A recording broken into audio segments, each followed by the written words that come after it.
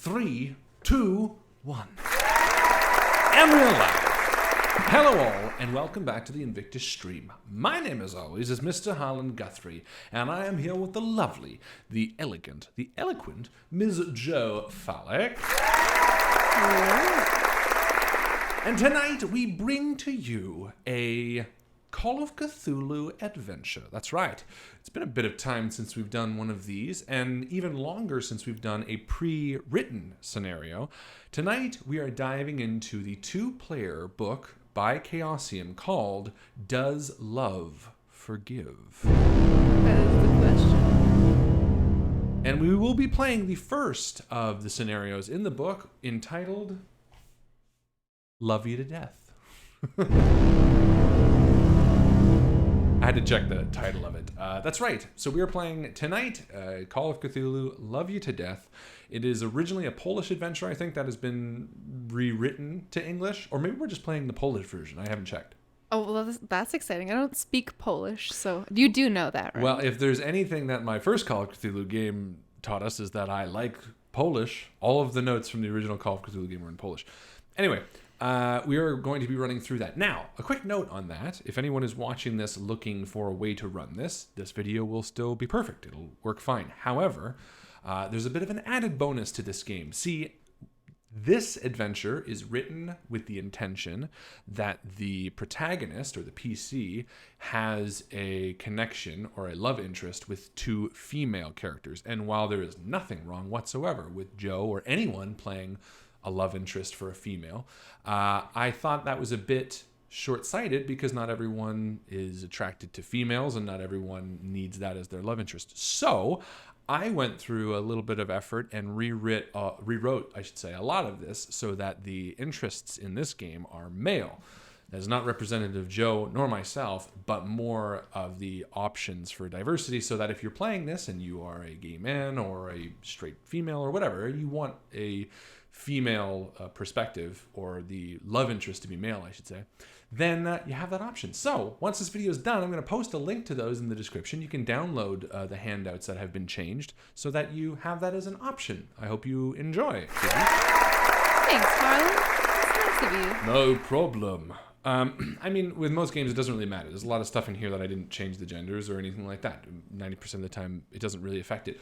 But when you're dealing with a scenario that requires an element of love, as this one does, as probably both these scenarios do, I feel like there should be an option, because you might want to play something different or something in line with your personal preferences. So that's what we got going for us. For real. Gasp away. Hello, everyone, and I hope you're excited for tonight. I'm excited for tonight.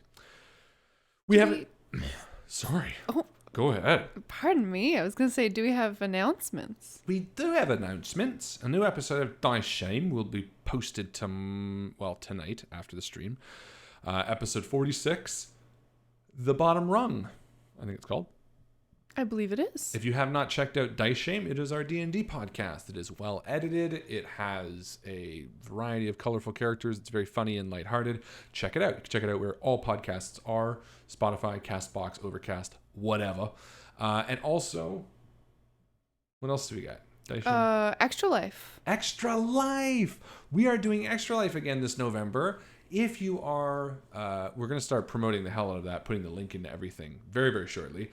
But if you have not donated to us yet or have considered, please do. If we reach $1,000, we're going to be doing the Hot Ones Challenge, which my stomach and other parts will be thanking you. You're already preparing for it gastrointestinally. Yeah, it's not going to be a fun time, but we're going to make it work. Yes, it will. Oh, it's going to be a fun time, but it's not going to be a fun time, if you know what I mean. So that's coming up. So please consider donating for Extra Life. It means a lot to us. It's a great charity, and we stream for 24 hours straight. That's it, I think. I think we're ready to get into the game. What do you think? Crabsolutely. I'm just changing my microphone input level a teensy bit because I think it was pulling extra to me, actually. Oh, was it? Do we think it's pulling to me enough? No, that's what I meant. So it's not pulling to you all. Yeah, I noticed when I was talking it's going to you. But I'm also loud, so that's my fault. But Call of Cthulhu is a bit of a more quiet game. Ooh, so, we'll have to get nice and close. Nice and close to the microphone. So yeah, that is it from us for announcements. If there's anything I learned from our haunting game that we ran, it's people commenting saying, get to the fucking game already.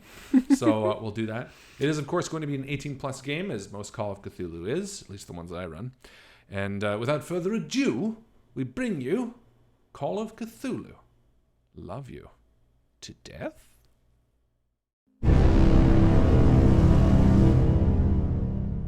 Oh, shit. Sorry. Jessica just asked me to mention Broodfest as well. I forgot. Broodfest. It is this weekend. So let's just retcon that. Also, this weekend is Broodfest, a fan convention, a convention for the fans of what we do. For the fans, by the fans, of the fans. Of the fans, starring the fans.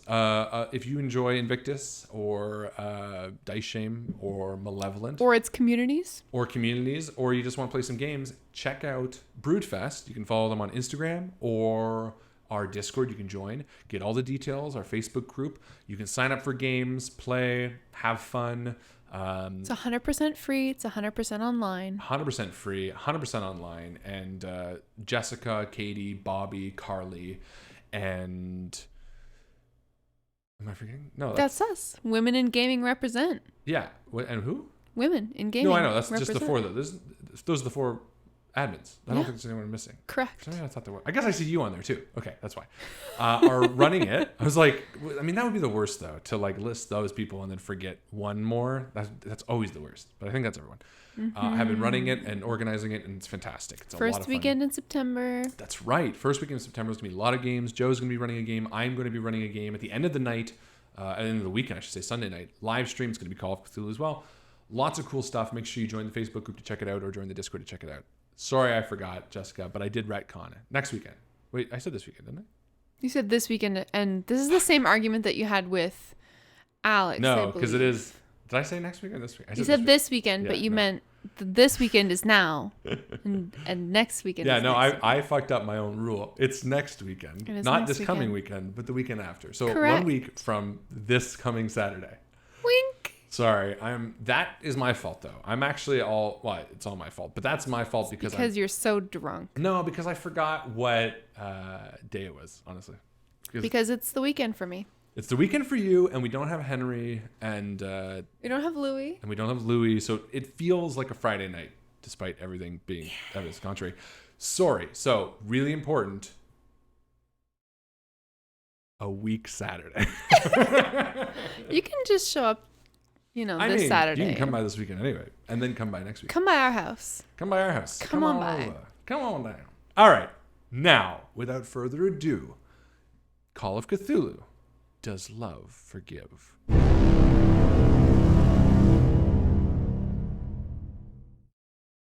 Chicago is a town that belongs to the people.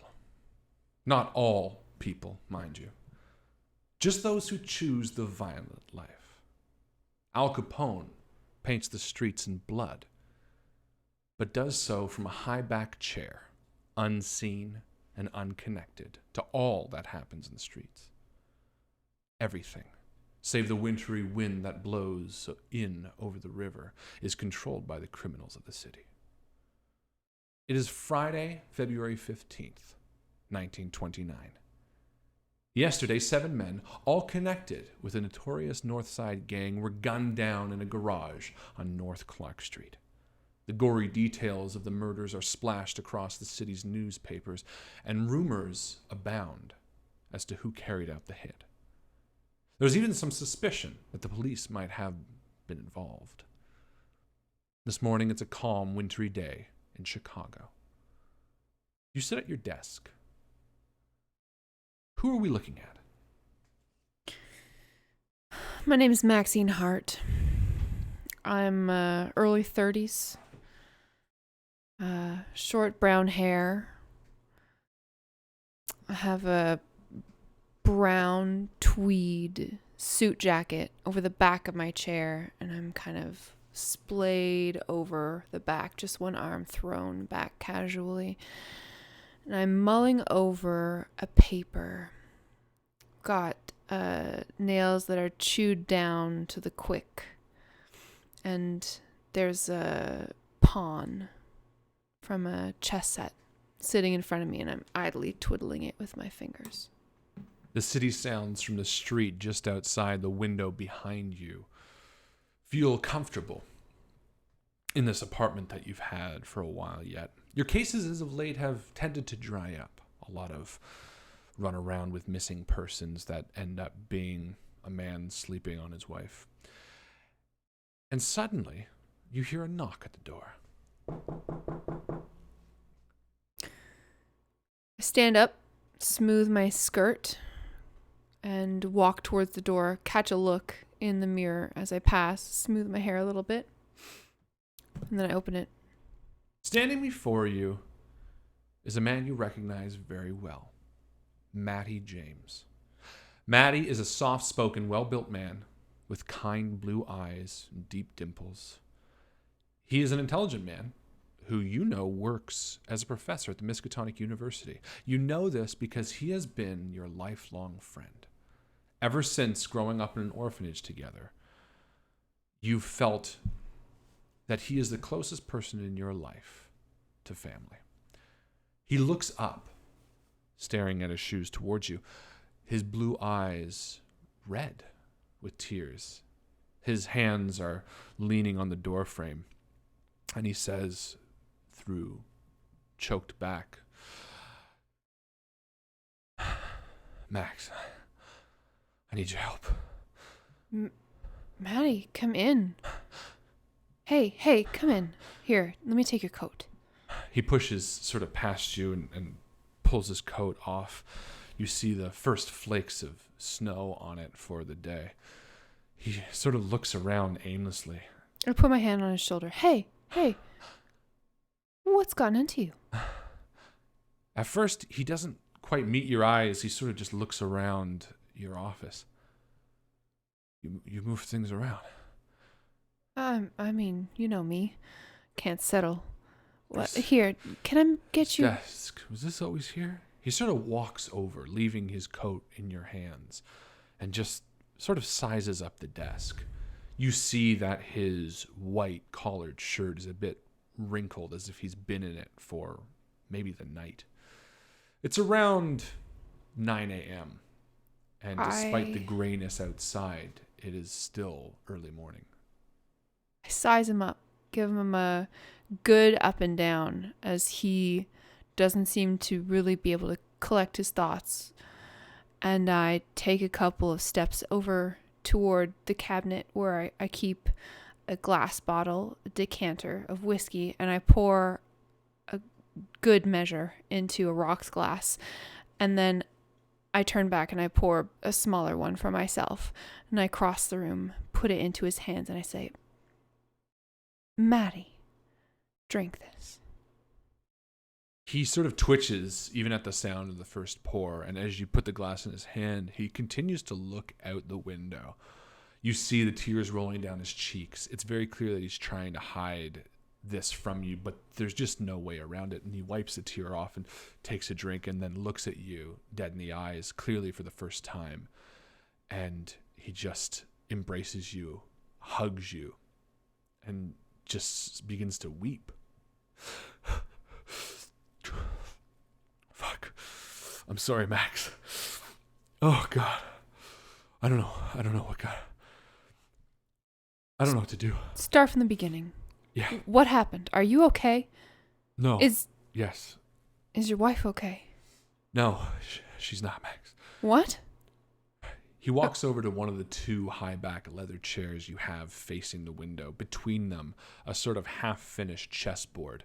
You've spent many days here inviting Maddie up, playing chess, and he sort of eyes it with a bit of a smile and then shakes it from his head as if having a warm thought at this time is wrong. He falls into one of the chairs and breathes a heavy sigh. Jessica's dead. I sit down hard across from him, put my hand on his knee, look searchingly at his face. What happened? I don't know yet. I got the call. You You still read the papers as much as you used to, I assume. Of course. Was it an accident? No, it was the... No. Yeah. Maddie, no. I don't know. I don't know anything yet. The police... I thought they were all men. No. They said that there was some sort of mix-up. She was just crossing the street or something. I don't know. Oh my God. He takes another swig of the glass to realize it's empty and sort of holds a hand up and stands up and walks over. He heads across the room to the bar that he's very familiar with, pours himself another drink, a little bit more comfortable now, and turns around. I don't know what happened. The police called. They said that for whatever reason she was in that, and he sort of gestures to the newspaper. I don't understand. It seems like it's gang related, but anyway. Okay. Are you safe? Yeah, no, of course. What, was she involved in some shit, Maddie? No, I don't think so. Nothing like that. So she was just an innocent passerby. I'm sorry, this is all so crude, and I don't mean to suggest ill of your wife at all. No. God damn it. I know. Look, it's hitting me too. He sits down again. You know Maddie's wife, Jessica Lincoln. They were relatively young sweethearts. Maddie is the same age as you. They met when they were in their early 20s, married only a few short years after that. The couple lived not too far from you, but far enough that it would need a drive. However, it hasn't prevented you and Maddie from seeing each other fairly often. This is, of course, your best friend. However, Jessica and you never really clicked. Nothing against her. She seemed just a bit too flighty, as Maddie is a more intelligent person than you gave Jessica credit to be. He breathes and almost looks longingly at the window for a moment and then continues. They called. From what I could tell, they seemed to think that she was a witness or something. She was walking Highball. The name immediately strikes a chord in your mind. Highball was their answer to children. He had never been much for children, but you knew that Jessica wanted your friend to be happy.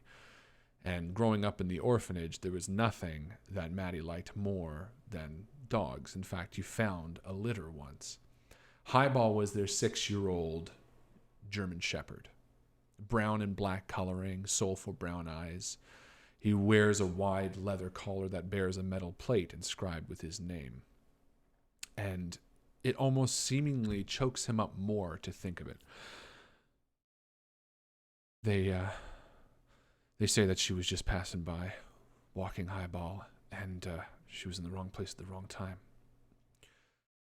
But they have him, the dog. They're going to put him down, I think. I don't know. The police department, they called. They let me know that she was there and that the dog was vicious towards the cops when they showed up. It's just not like him. Well, I can imagine. He'd just been through God knows what. Poor thing. Are you going to go get him? I can't. I told them that he was mine, but you have a friend there, don't you? Officer Bart... Yeah. Something or other. You do have a friend, Officer Bart Kicharski, I think. You've known him since you began working as a PI, and for all of his rough edges, he is a good, honest cop, something of a rarity in Chicago. You've helped each other out many times in the past, and you know that you could rely on him. Something that you and Maddie have talked about every once in a while. You mentioned him from the Rivers case. Yeah, that's right. Sorry, I didn't mean to bring it up. It's history. Listen, okay, I have a connection there. Maybe he can help us out. What's the problem, Maddie? I mean, I'm so sorry about Jessica, and obviously we're going to have to take care of some matters, but are you okay? Yeah, I mean, and you can tell there's something behind his immediate uncomfort. If you like, you can give me a psychology roll. I would or love to. Whatever you want. Here we go. 58 for my... No, that's a failure. Yeah, so you can't tell. There's something below the surface. But it's not strong enough for you to pull on. You know Maddie well enough that pulling any harder would only cause him to close down. And in fact, as he recognizes your soulful brown eyes sort of study his face, he turns away again, wipes away another tear, and just says, "Look, we'll Max, go right now." No, I can't. You want me to come? Why not? I don't get me wrong. I love Highball. He's a great dog. But I'm sure that if he's vicious towards the police officers, he's not going to do much better with me. He knows you. Look, Max, I still have to call Jessica's parents. Oh, God. I have to see the lawyer, and they want me to. It's a lot, okay? And I can't. You know what? I totally understand. Did you want to stay here, or? No, I got to go home. Okay. I got to go back to the apartment and pack up some things. Fuck. I don't know what I would do if something happens to him. You know, I mean, God. And for a second, you see sort of a glimmer across his face. Do you remember that time in the orphanage when we found that litter? Of course I do. That was when I knew we were going to be friends forever. Fuck. Be cheesier. Shut up. I've always felt like Highball was sort of my rock when Jessica wasn't around. And now that she's, anyway, I have to call the university. I have to tell them that I'm not going to be teaching this week. And Of course. Look, listen, if there's anything else I can do, no. Call downstairs and Horst will get a hold of me somehow. Yeah. Look, I'm going to go home. And just do me a favor. Grab a Highball. Bring him by. And let me know if you find out anything from your friend. Okay. And he sort of stands up and rubs his hands on his thighs as if to wipe his palms clean. Stops a few steps away from the chairs and turns back around and sort of gestures to the chessboard. Still working on the pieces? Yeah. It takes a lot longer than I was expecting. Yeah, well. Anything to help me win against you. There's no such thing as a weighted... Yeah. And he heads to the door and grabs his jacket again and sort of takes one last breath. Thank you, Max. Of course. Thank you. And he heads back out. You hear him walk down the hall and down the stairs, the 3 stories to the street below, and you're alone with your thoughts for a moment. I watch him through the window as he exits out onto the street into the light snow, and as he walks down the street until he's out of view, my mind just spinning. What the fuck was she wrapped up in? Because I don't trust her.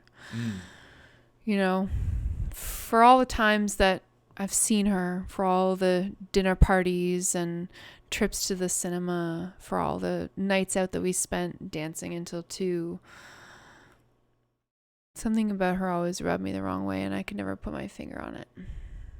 And I wonder if maybe there wasn't something more to the story that Maddie gave me. And I just feel so bad for the guy. Man, he's so young to be a widower. Fuck. I drain my glass of whiskey and look around for my overcoat, for my good shoes, because I know that today's going to be a long one. And then I head downstairs. Yeah, you head down the 3 stories to the street. It exits right next to the flower shop that you sort of rent. The owner of the flower shop is an old German man, a widower named Horst. You and him often share everything. In fact, you mentioned that he answers your phone?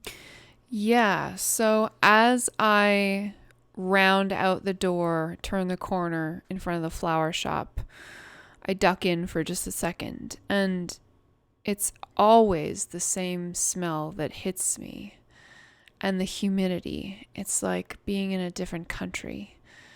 And I poke my way through the bushels of flowers and the ferns, and I look for him in the back, this stooped old man. And without even sort of making too much noise, he comes out talking to you. St. Valentine's Day Massacre. Can you believe this? It's terrible. He throws the newspaper down. 7 people dead, all shot, lined up against a wall. They say the police may be involved. I'm about to go down there myself. I was just going to ask you if you needed anything and if you wouldn't mind taking my calls again. Of course. Go down to the police station. Yes, and the newspaper, and if you needed anything from the library, I'm on my way. No, I don't think so. Are you wrapped up in all this? I have a case. Ah, good. It's been a while since you've had some work. Thank you for the reminder. Yes, well, I was hoping, and he sort of like nudges his own well-worn chest tray, the pieces sort of still half-built. Hoping you'd finally make your move today. I've been waiting on you for how many weeks now? And he pulls the board out. It's not even been 10 days. Maybe one move before you go? I consider the chessboard. Not today, Horst. Yeah, of course. Just my luck. You know, one of these days, as soon as you make your move, I will probably win this game. And I'm already walking towards the door. That'll be the day. Yes. And he sort of turns around, picks the paper back up, and heads to the back as you exit the street. So, my story about having a busy morning is mostly just to couch the details from this old busybody who is my downstairs neighbor. I'm headed towards the police station, and I have very little else on my mind. The biting Chicago wind, like a hurricane, blows through the tall buildings. You are not a native, but have lived here for at least the past year and have gotten just about used to how windy it can get. And as you hop on the streetcar heading towards downtown, where you know the police station to be, you get the oddest sense, as if the snow is just waiting to fall, as if it's lining up for some perfect event. You shake the thought from your mind and think on Matty, his face, his red eyes, the way his cheeks are lined with tears that have constantly fallen, and ride downtown.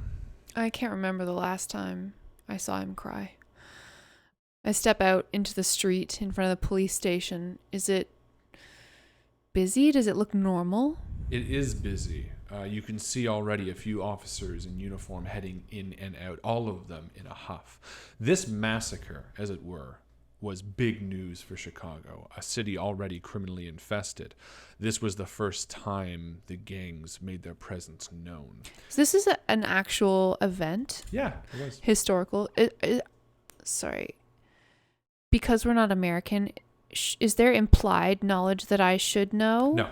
Okay. At least put it this way. No implied knowledge that pertains to your ability to solve whatever might happen. Okay. I'm just wondering if there's like context missing or if we have all the details that I need. Any additional small context you'll get by asking questions. Sure.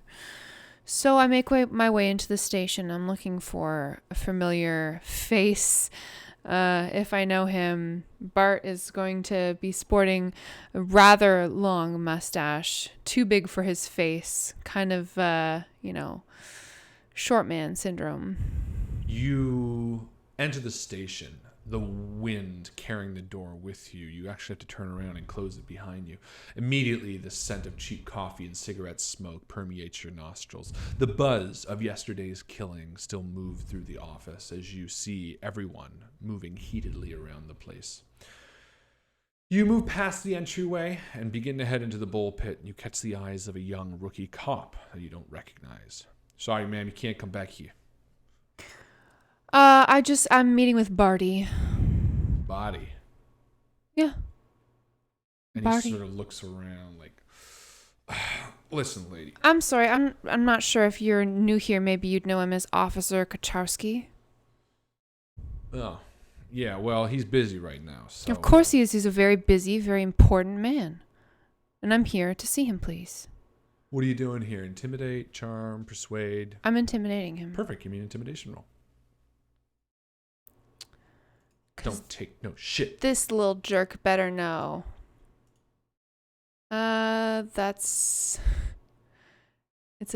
0-2. That's a 2. Well, there you go. That's an extreme success.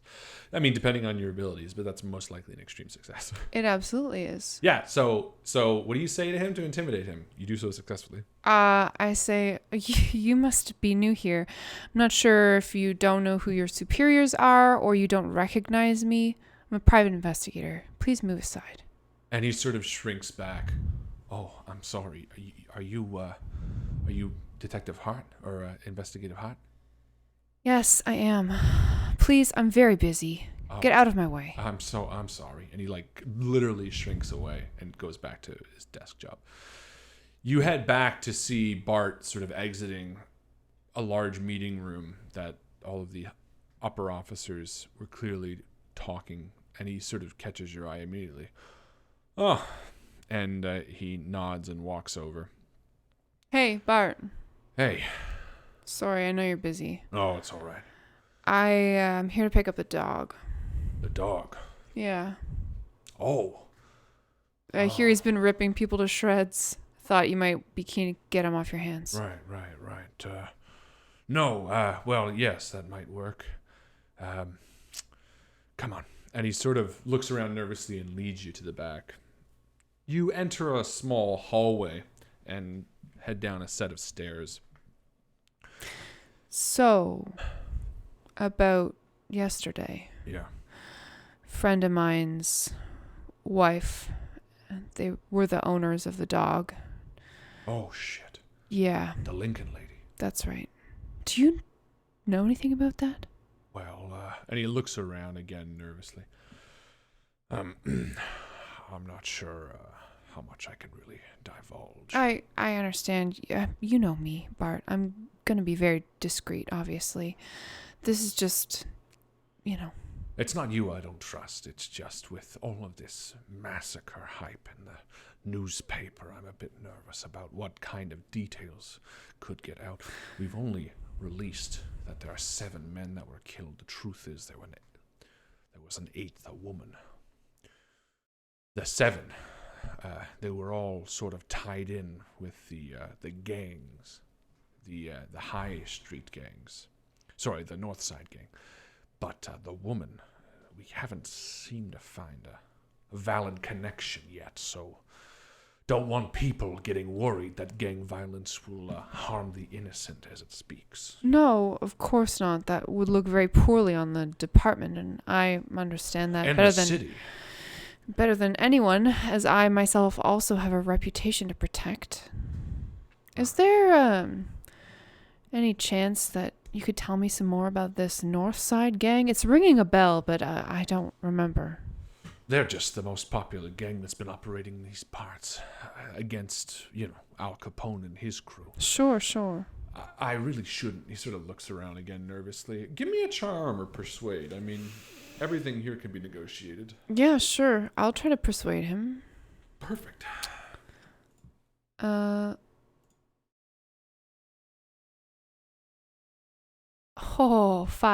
Ooh. Listen, Bart.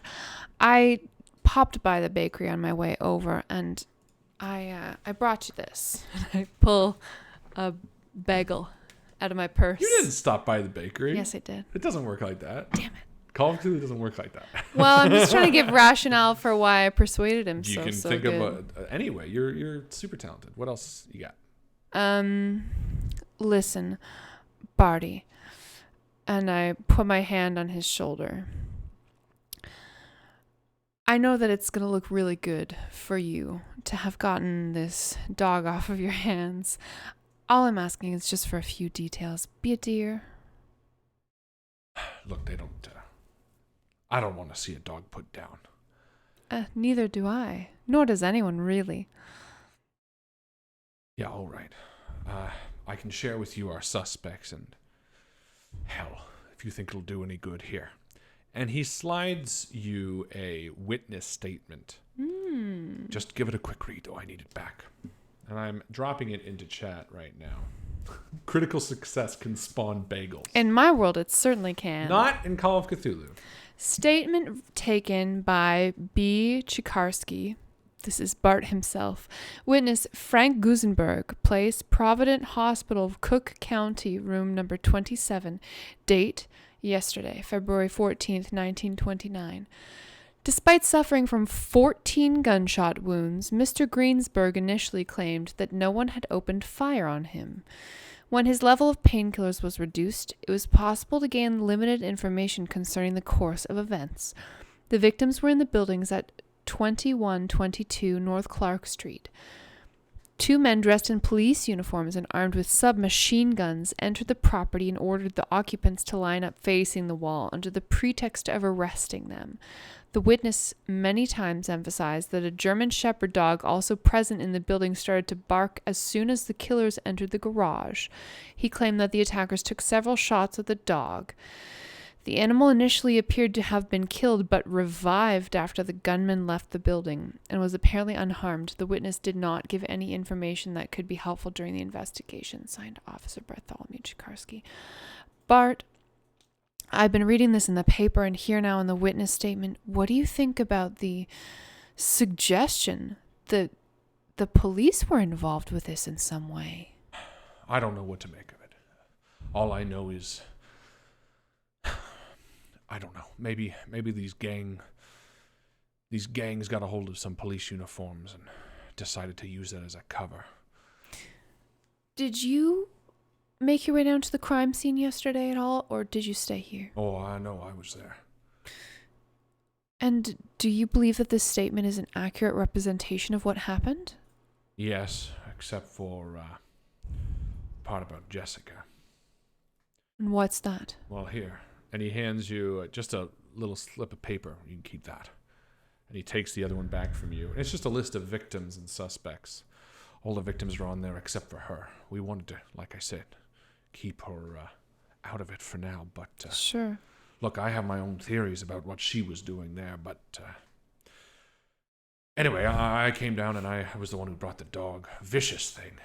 You've known Highball once or twice. In fact, once in a while, you and Maddie walk Highball through the park. And Maddie walks Highball through the park. But you've never got the impression that Highball was in any way a vicious dog. In fact, he's been nothing but excited and kind. So the description of Highball being anything but very friendly does seem to ring untrue and a bit odd to you. Sure. It's strange.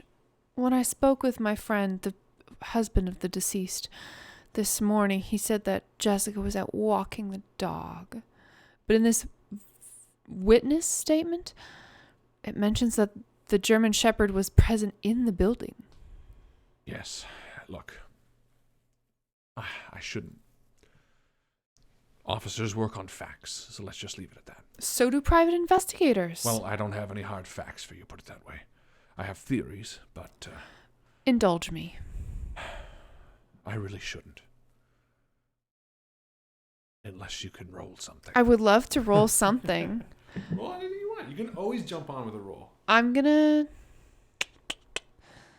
You can always jump on with a roll. I'm gonna try to fast talk him? No, that doesn't make sense, really.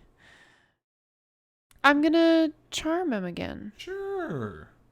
You're charming. I'm trying to be. You're very charming. I mean, you did have an extreme success, didn't you? I did. I had 2 in a row. You know what?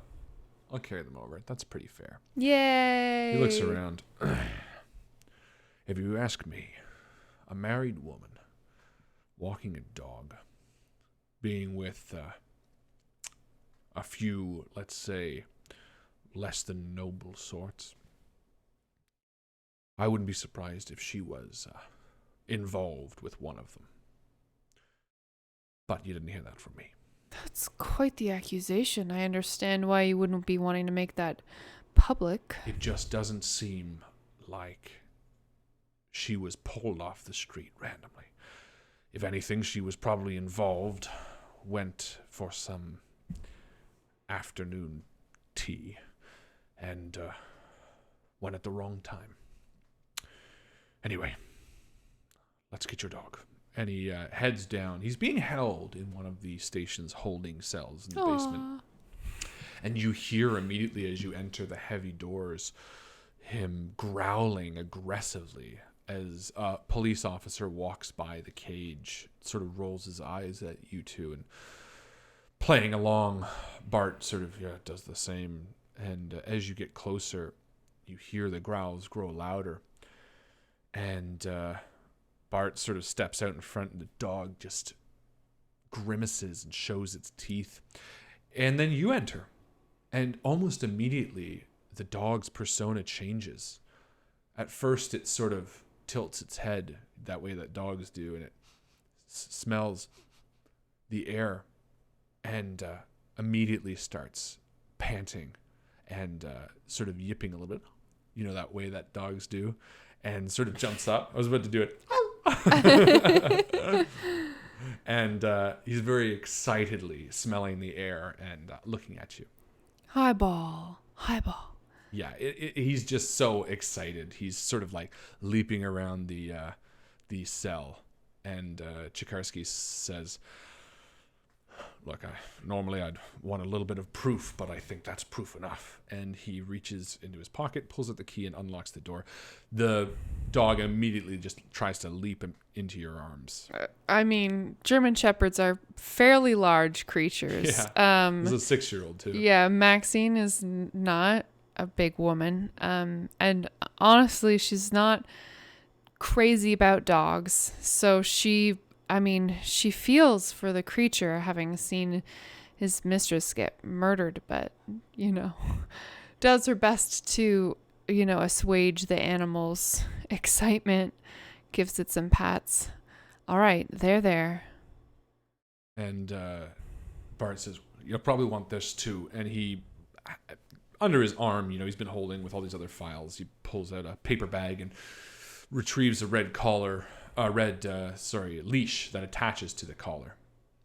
As the dog is jumping up and trying to lick me and wagging his tail and shit, and I'm giving it like some pats on the flank to sort of calm him down, do I feel any like crust of blood?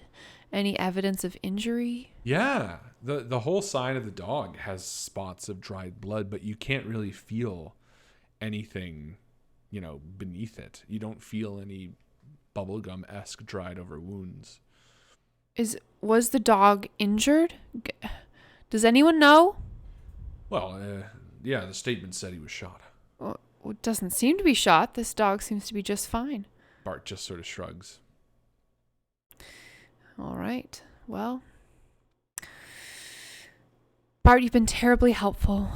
Thank you so much. Of course. And if you need anything, if you have any leads, or if you're interested in putting our heads together, just let me know.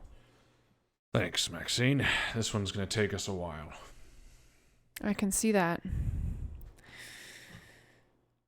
I take the dog home with me. Yeah. I guess. And as you're on the streetcar, the dog is just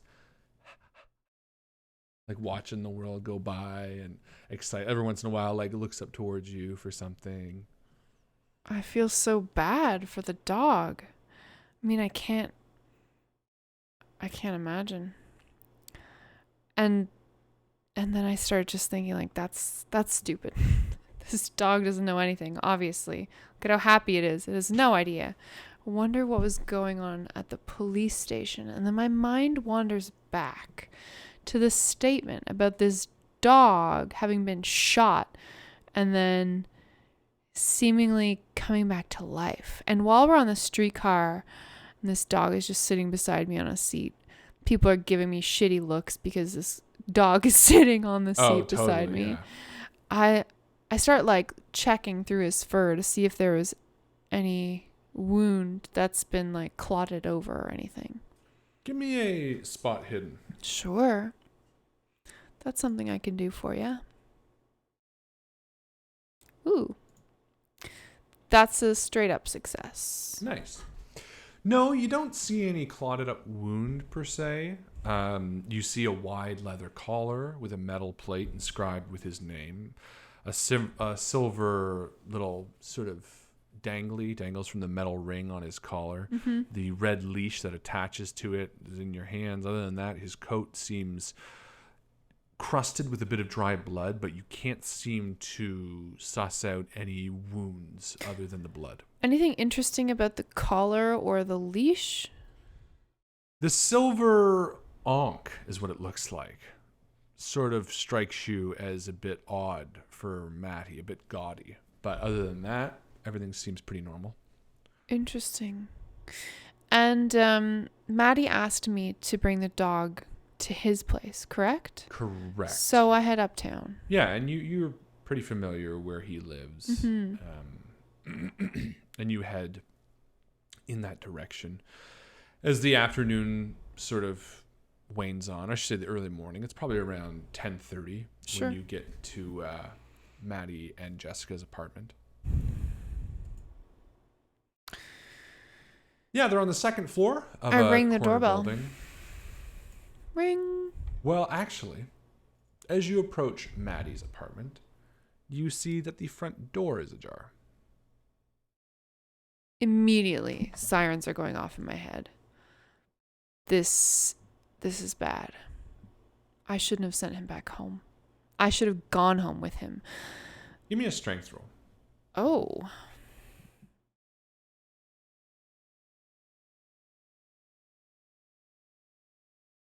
That is a... What is it? I don't remember the... Success, fail, hard success. It's a hard success. Thank you. Perfect. You immediately feel Highball just lunge from your grasp, but you manage to hold on as he sort of whines a little bit. He wants to bolt into the apartment.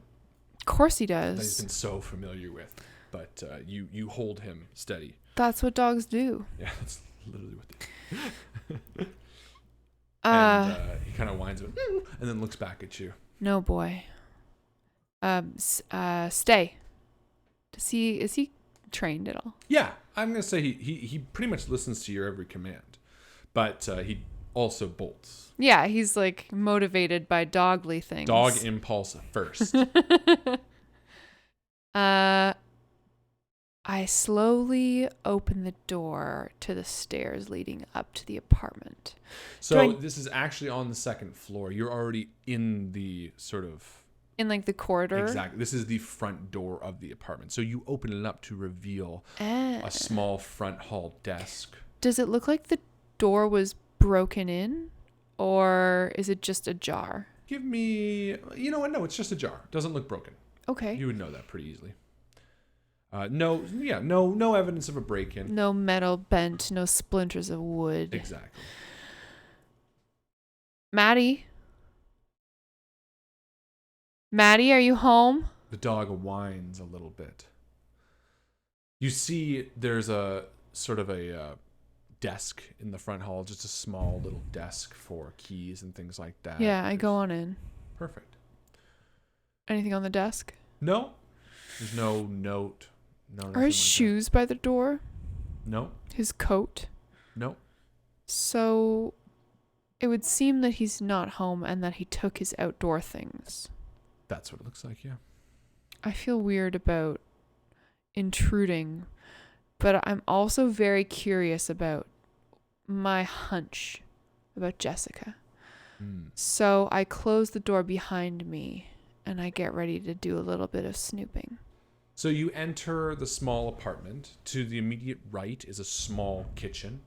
Sort of down this hallway is the living room. There's a large writing desk there. The bedroom is off to your left, and the bathroom is sort of to your left, but just beyond that. I go into the kitchen and I fill up the dog's water bowl. Yeah.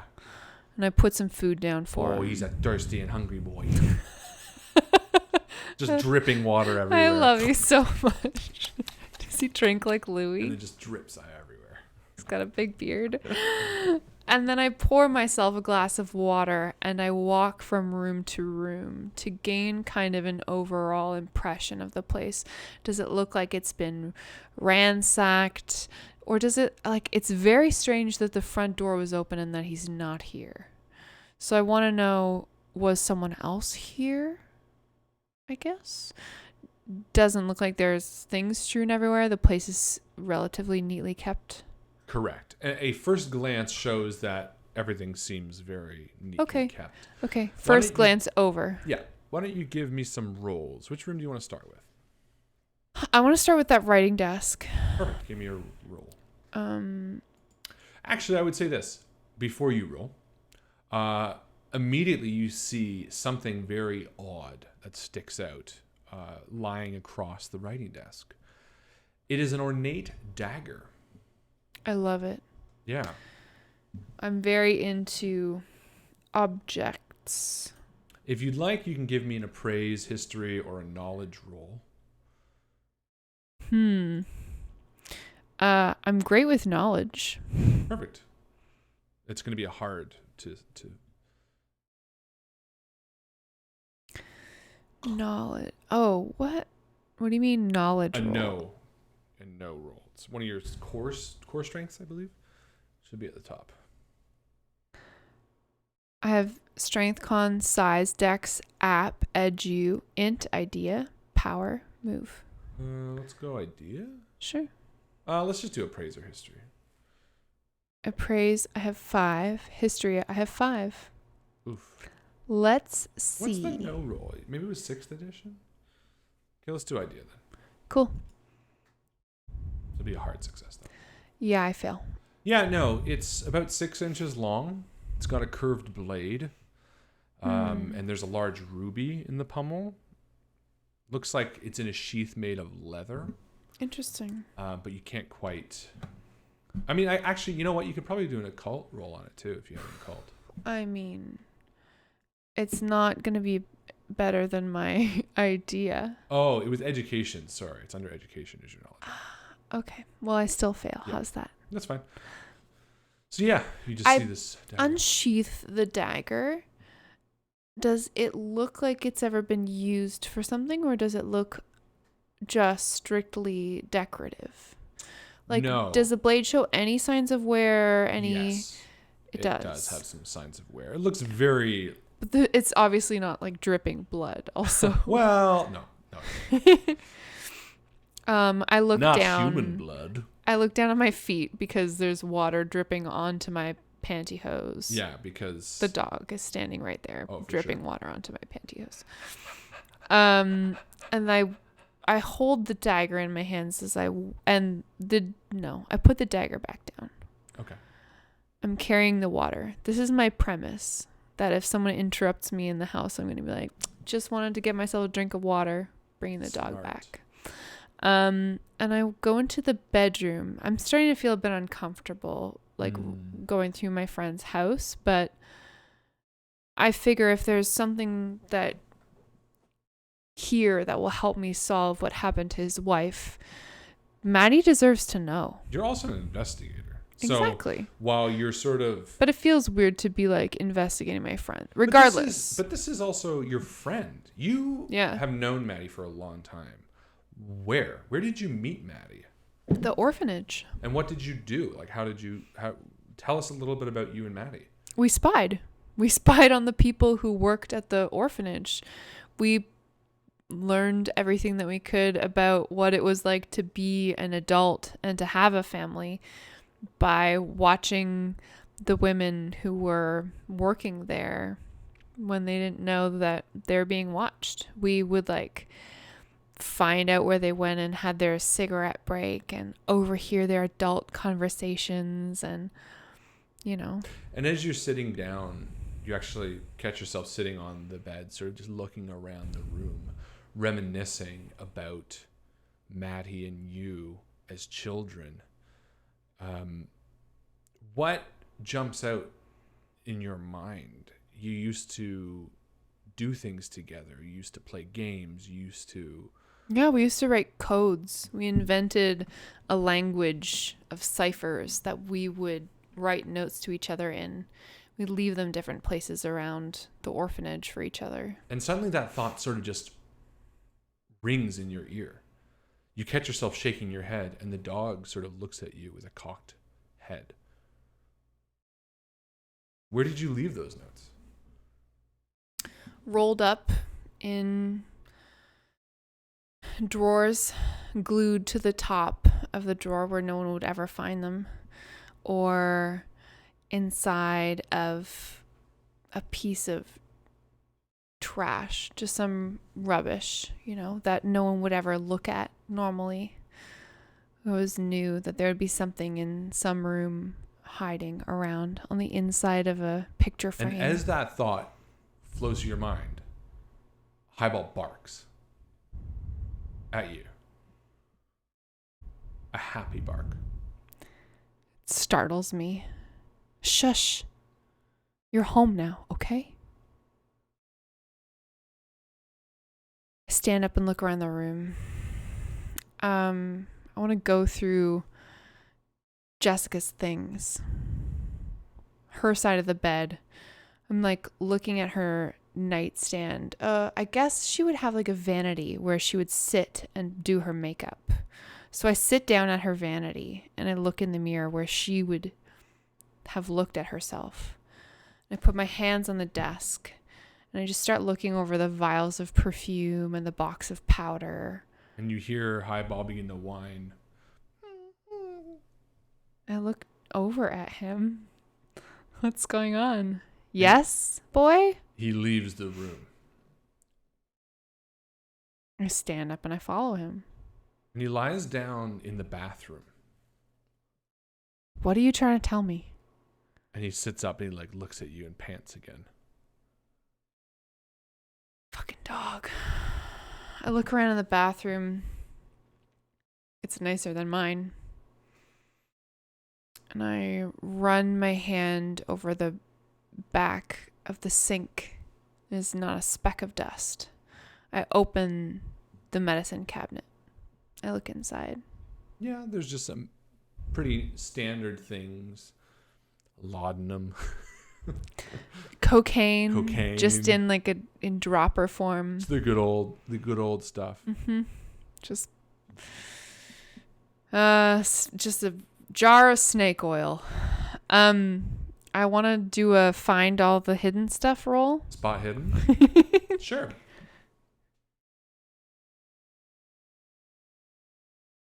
Oh, yeah. That's a 9. That's an extreme success. Yeah. You definitely feel, more importantly, familiar about this bathroom and the bathtub. You sit on the edge of the bathtub. And those games in your childhood come back to mind.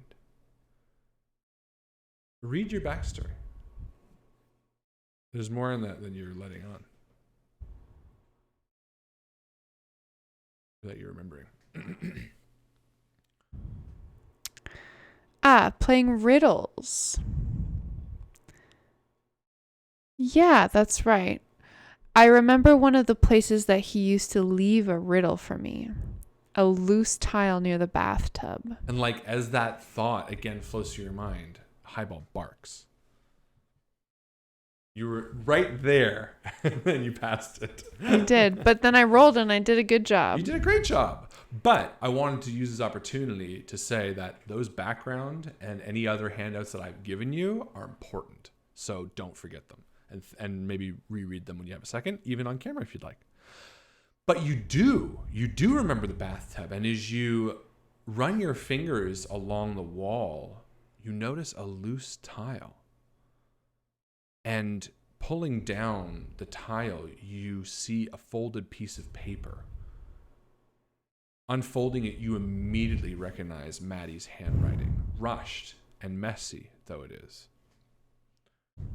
And I will drop this into the thingamabobber. The chat. Discord if everyone chat. can stop posting dogs for a second. They can't. Even without being asked, it will answer willingly, and it can speak any and all languages fluently, although bashfully, it will not speak first. It will repeat after you the things most versed.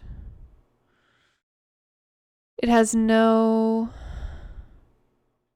bones, but has a spine, and while its leaves turn, they do not change color. It cannot speak, yet is never short of tales to tell. It's a riddle, Maddie.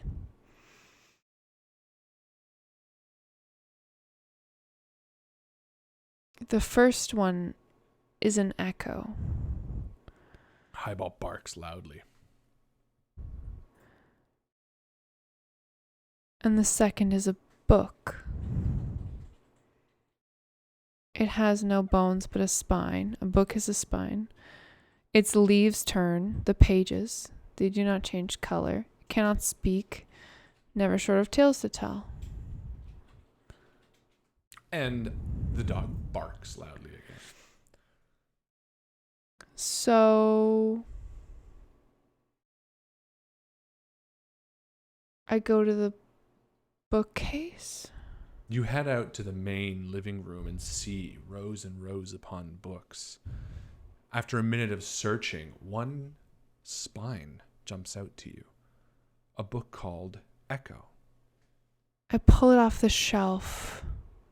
And as you leaf through it, you see that this is not a book, but instead a diary written by Matty. Now, this is 4 pages. I'd like you to read out. I'm going to upload them all, hopefully in order. 1,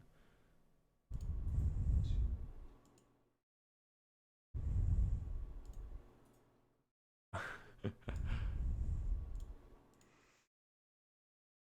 Oh, Maddie. February 11th. Tonight, for the first time and against my better judgment, I took part in something wholly bizarre. Interesting? Sure. Waste of time? Maybe. Maybe not. It all sounds quite stupid, really, writing it out like this. The faculty at Miskatonic was invited to a mystic. I use quotes as the validity of the claim is a joke at best. However, Lucille Moran, the visiting professor from Turkey, and someone I'd like to think I'd call a friend, twisted my arm about going. Jessica was out for the evening anyway, working late again, so I thought, what the hell.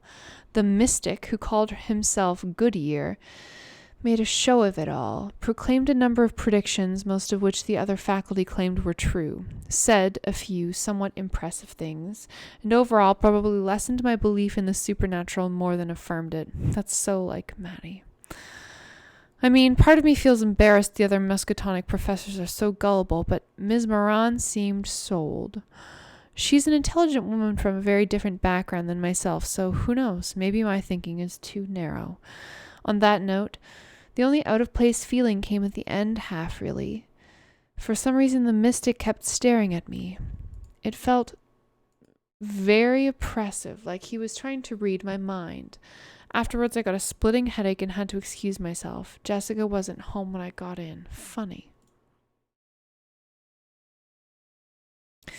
Lucille called me up this morning, wanted to meet for breakfast. Not unlike we've done a few times prior, but this time was not before work, rather just a weekend breakfast date, and something sounded off. When we got there, she said she had the oddest sensation that I was in trouble, as if someone had designs on my life. I tried to laugh it off, but she was very insistent. She said she herself would be taking the next week off from the university and staying put. That alone was enough to take her seriously. She had yet to miss a day in the months since arriving. After our food arrived, she handed me a silver amulet and told me to wear it. I could see the seriousness in her eyes, so I dared not question her. She claimed that it would help keep me safe. Fair, if not a little superstitious. I probably would have even played along had she not also given me a dagger. I nearly laughed but held it together. She told me to carry it with me always for protection and made me swear not to part with it. I can't hardly explain how I made it through the breakfast without shaking my head off the neck. When she made it clear that she wouldn't leave me until I agreed, I did. Highball was with me, so on our walk home I put the amulet on his collar. Suits him more. Maybe I oversold her intelligence. Highball? He barks at you. Are you wearing an amulet on your collar?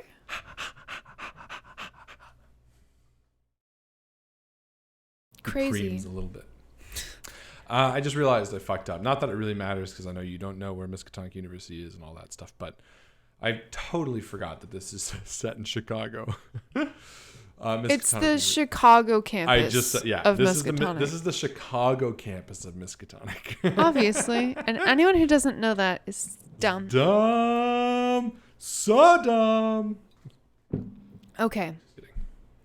So, on the 11th, he went with his colleagues to see a mystic.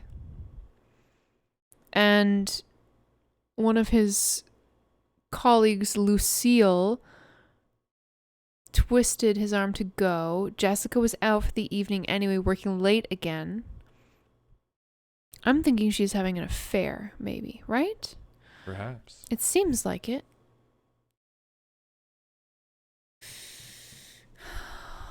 And now we have this protection amulet and this dagger. I'm going to keep looking around the apartment a little more to see if I can't find any evidence that maybe Jessica was involved with somebody else. Sure.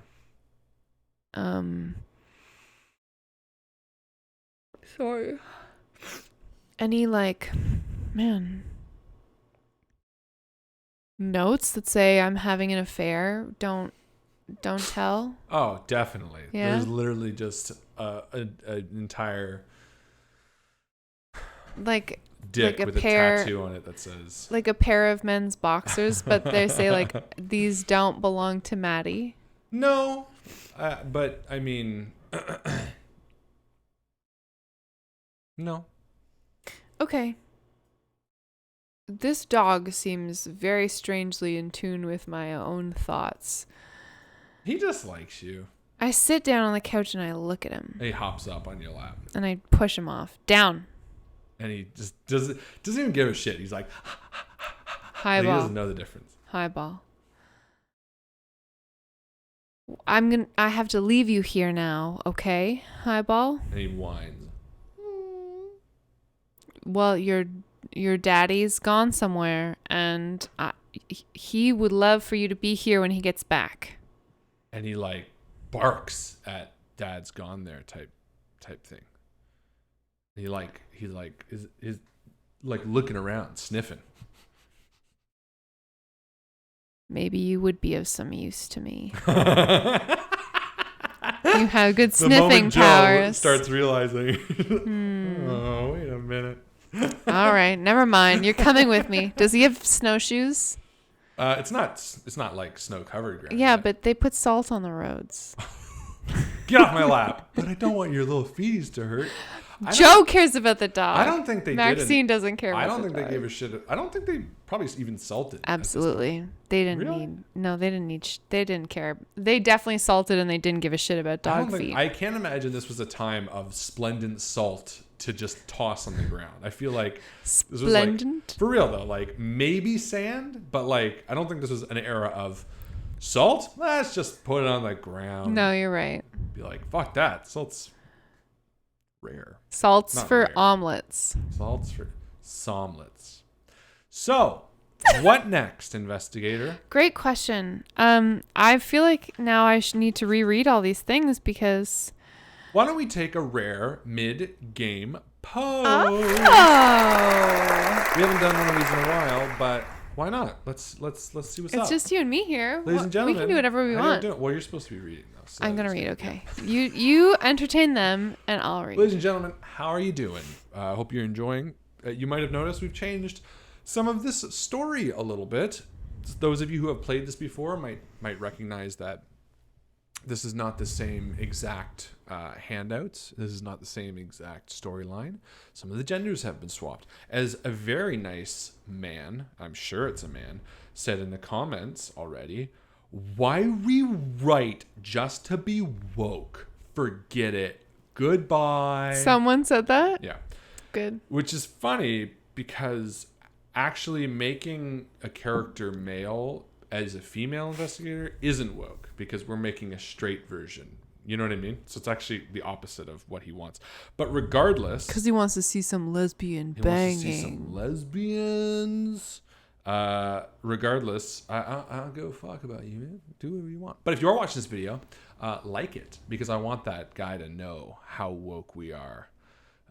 We're very woke, and fuck you. Woke, That's why. We play the games the way that we want to. Woke and me up. You can eat a dick if you don't like that. How does that sound? Dick if you don't like that. That's you gotta kiss it first. Nope. I do. Yes. Gotta kiss it. Oh, look at Lexi making me that dog. Go.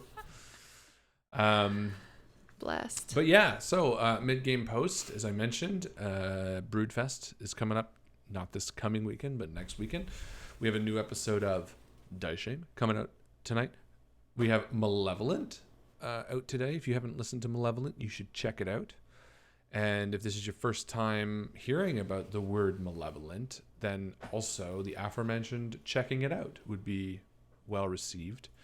Appreciate it very much. We have a few people joined. Cash My Check 87, which sounds spammy. And Ragnarok, which sounds less spammy. I like that. Good name. I like that. Man, that was such a good fucking movie, Thor Ragnarok. Yeah. And then fucking Korg, the rock dude. Oh, that is a ghost. Get out of here, ghost. Wait, do you like New Zealand sense of humor? Is that what you're trying to tell me? I'm watching Flight of the Conchords again. I say I'm watching because I put it on when Joe and Henry are in the room, but I'm the only one watching and laughing. Just like at every stupid thing. Because during the first episode, they mentioned samosas, and then I was like, well, I'm going to go make samosas. No, and then I was gone for the next 3 episodes. So I don't know who these people are. Jermaine and Brett. He's dead. What'll he do? He's dead. What'll he do? No. He's dead. You're funny. Yeah, mid-game post. So MVP, let's give the mid-game post MVP to that woke guy.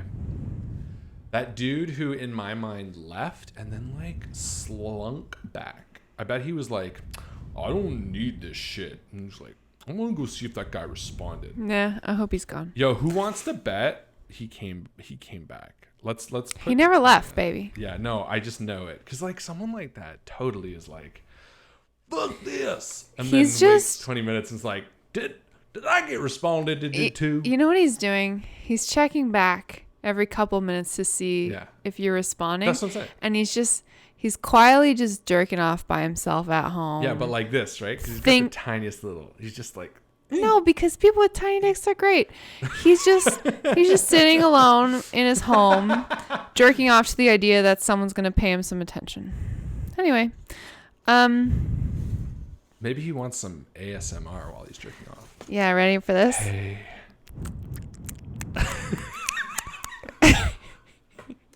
Did you like that? The sound of jerking off while you're jerking off. Who doesn't want the sound of jerking off while you're jerking off? Except with him, it's like this. Because he's got what? A slide whistle dick? Rusty hinge.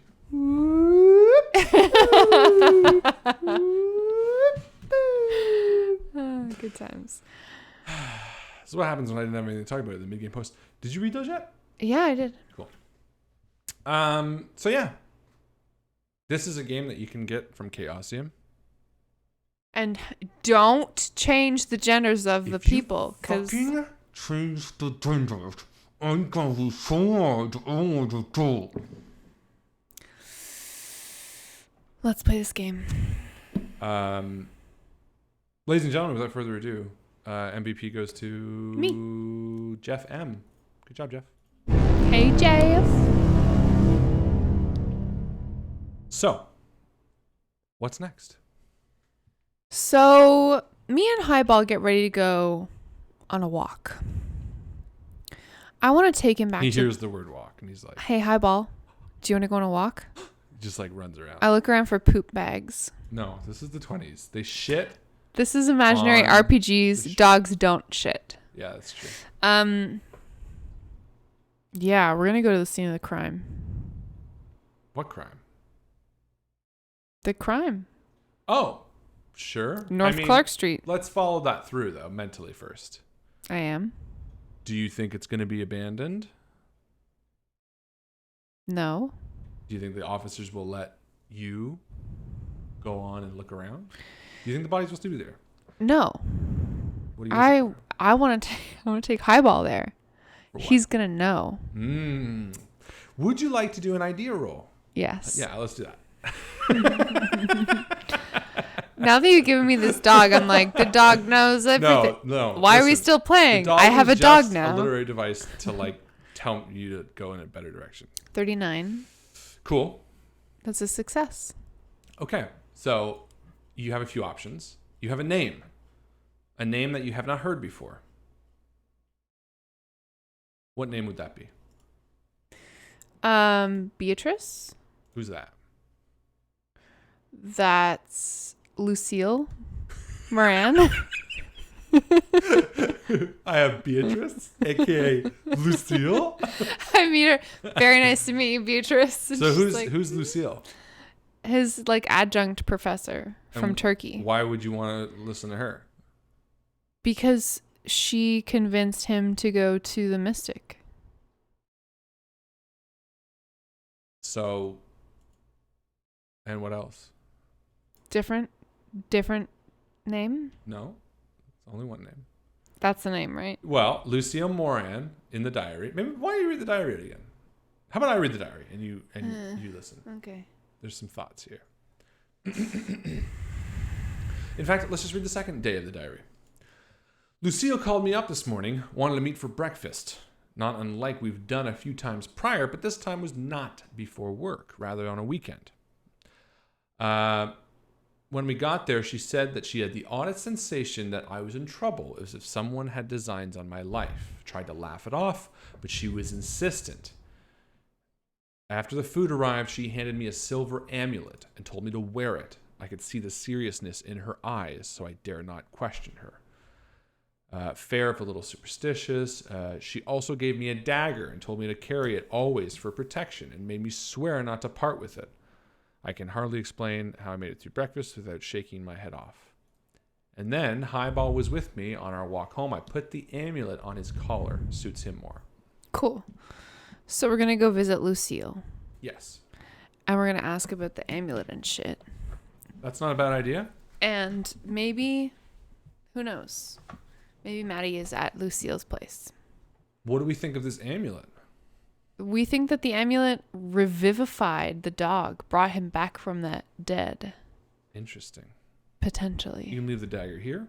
No, I'm bringing it with. I put it in my giant purse. You have a giant purse? Mm-hmm. It's the one that I pulled the bagel out of earlier, remember? Okay, so you leave all the clues behind at the apartment and head out. No, I take all the clues with me. Damn, shouldn't have said it. Come Damn, on. I got take the journal. I take the little scrap of paper that he wrote the riddle on.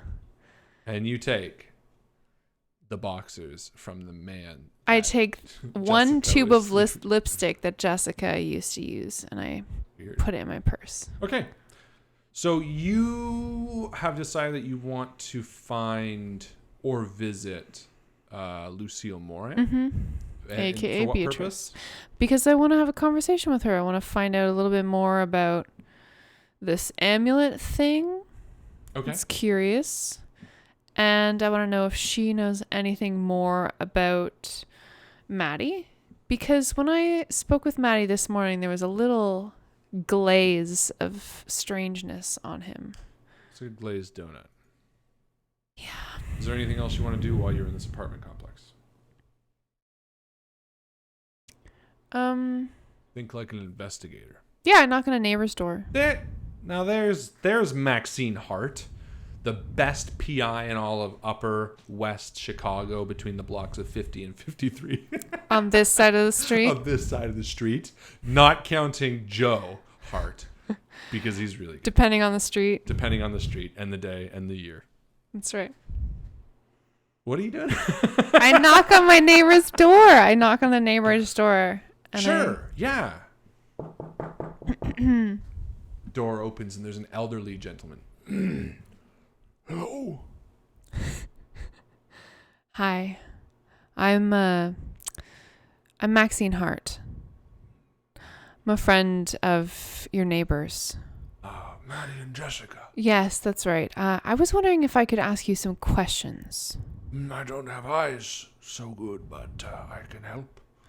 Well, yes. Well, it's not your eyes necessarily that I'm curious about. Have you heard anything recently? The walls are awful thin in this apartment complex. I'm just curious if, that they're not doing so well. And No, I haven't heard much, to be honest. It seems pretty vacant over there nowadays. Not even this dog? Oh. No. He barks quite a lot. Well, only sometimes, I suppose. The walls must be pretty thick.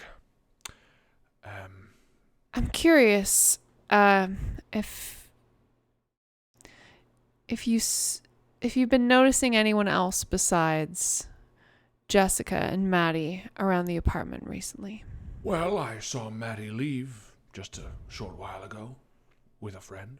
With a friend? Yes. And what did this friend look like?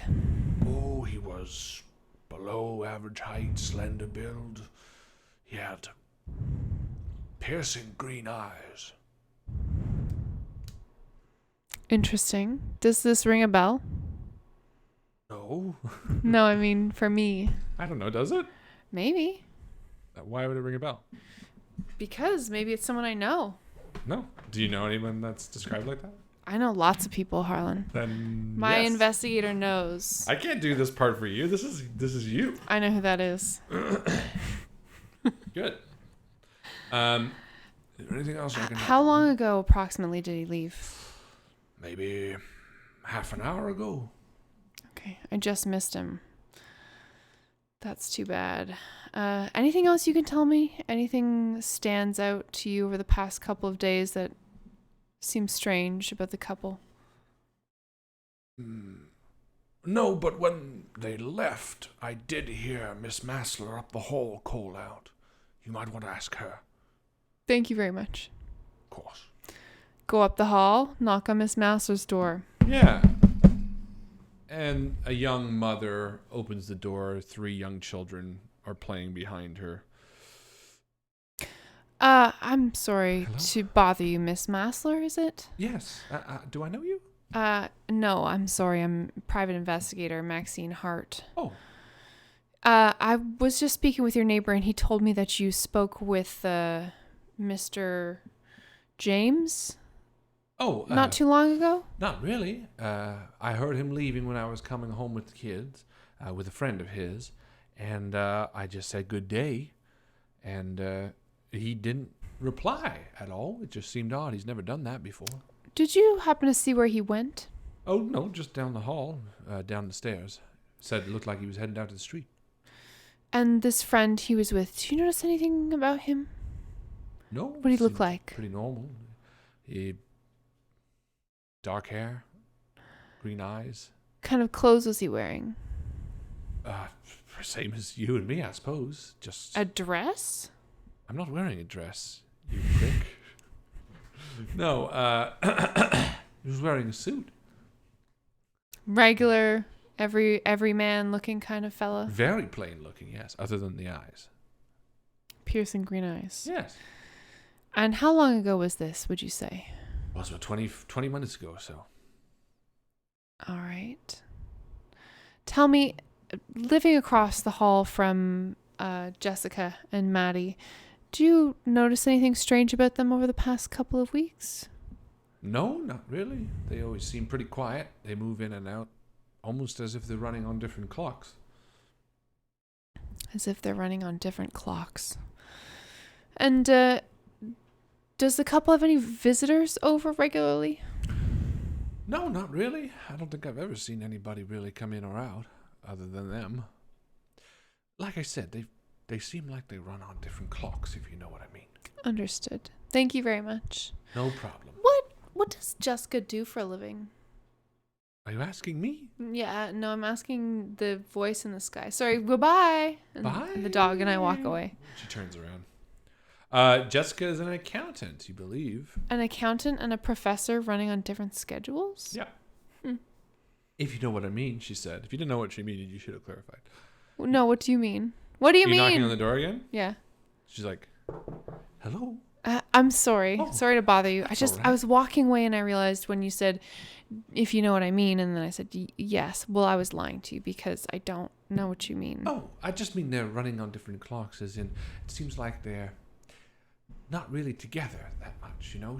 She's always leaving when he comes home, and he's always leaving when she comes home, and it just, some couples, you see it, they get tired. They end up doing two separate lives but living together. They don't seem like much of a married couple. Not that I'm judging.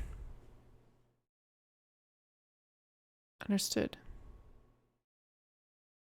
Thank you for your time. Of course.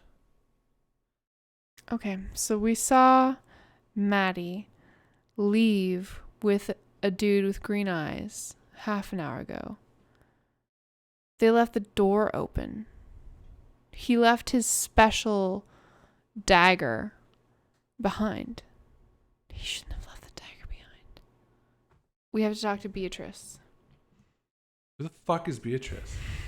The professor. Lucille? Yeah. Where did you get Beatrice from? Lucille Morin. Stop calling her a moron. Lucille, you moron. Okay, so...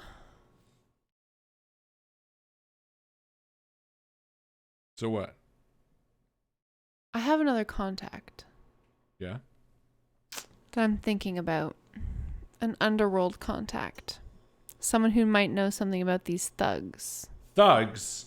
Who you calling thugs, yeah. The people who were dressed up as police officers. Yeah. And I'm wondering if I should go and ask her a little something about these perps. Sure. Well, why don't you follow that through with your mind? Why do you want to know more about the perps? Because they are potentially the people who murdered Jessica. Let me ask you some questions. Yeah. Do you think that Jessica's murder and whatever is happening to Maddie right now are related? So here's what I'm thinking maybe happened to Jessica. She was in this building for some reason. She brought the dog along with her as an alibi for her husband. It's a reason to get out of the house without being questioned. Ended up wrong place, wrong time? Not very likely. I think she was in the building doing something illegal with the dog. Whether she just got caught up in whatever was happening, not an innocent bystander, but a bystander nonetheless. Or whether she was an active participant in what was happening. I'm not sure. I don't have any details about that. That's what I'm curious about, is who were these dudes? Why were these people killed? Additionally, sorry? Well, let me ask you this question. Do you think Maddie is in trouble? Well, that's why I would want to go speak with Lucille. Well, and this is my question. Which do you think is more pressing? Do you think Maddie is in trouble, or do you think Jessica is in trouble? Obviously, someone who's dead is not in trouble. Well, not in trouble. I'm only trying to be the other PC in a game, because it's tough to play a game on your own. And when I'm trying to think of if this is the timeline too, while I think maybe even the Jessica lead could be more profitable, is it going to be the most time dependent? You know what I mean? That's all. Sure. And if you don't think Maddie's in trouble, which he very well might not be, could be behind this whole thing, then that is your answer right there.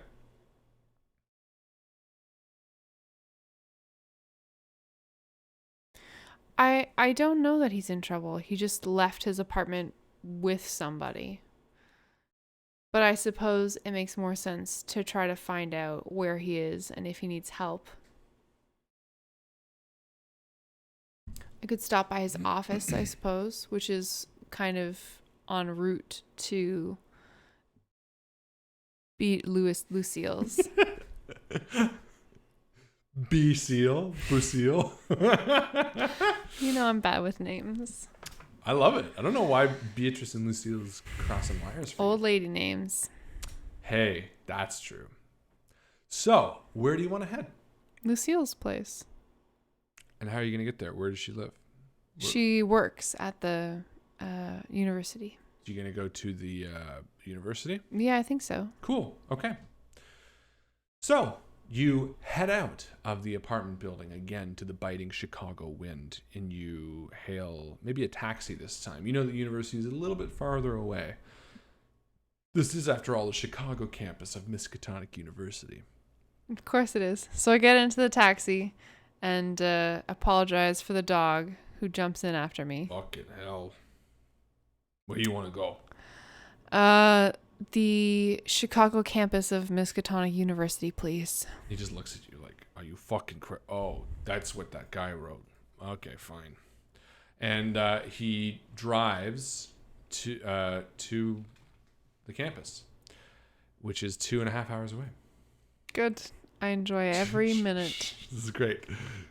Chicago to Boston is a 15-hour drive. So I'm so far off. It's not even like, because, you know, the states to us Canadians is kind of just. If you told me that Chicago was in Boston, I'd be like, That's what I mean. Like a lot of you might be being like, how could you even think that? But to us, state of Boston. And for you American viewers, let me put it this way. If I said, oh, the University of Ottawa, and I live in Toronto, I'm going to drive to the University of Ottawa. Like, you're not going to fucking know what that means. And you'd be like, oh, cool. York University. Yeah. In Prince Edward County. No one knows. Yeah.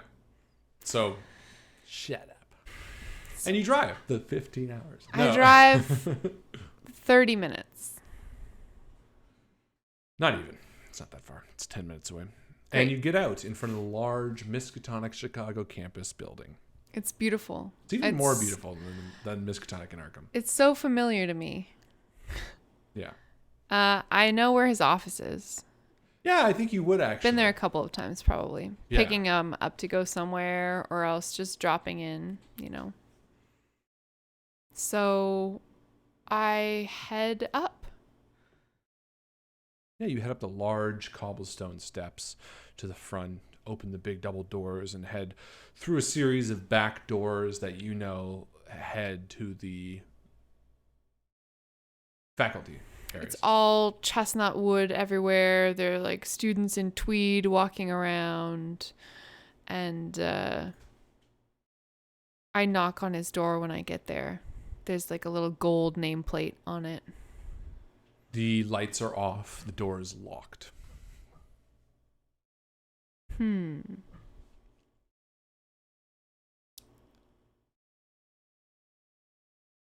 just yell, Lucille? No, I'm kidding. Is there anyone around? My immediate vicinity? I mean, doesn't seem like it. You gonna take a... I see. Why don't you take a look around? You said the door's locked. Yeah. Take a look around? Because I know what you want to do next. Yeah, I want to pick the lock. Yeah, I know. So why don't you just like do a spot hidden around and make sure no one's... Gonna look around, just little do check over my shoulder. That should have been my lockpick roll. 3. Spot hidden 3. Nice. Yeah, you don't see anyone around. I'm gonna try to pick the lock. 48 is a Just a fail. You can use luck to push it. Yeah, I'm going to push it. I push it 8. Do it.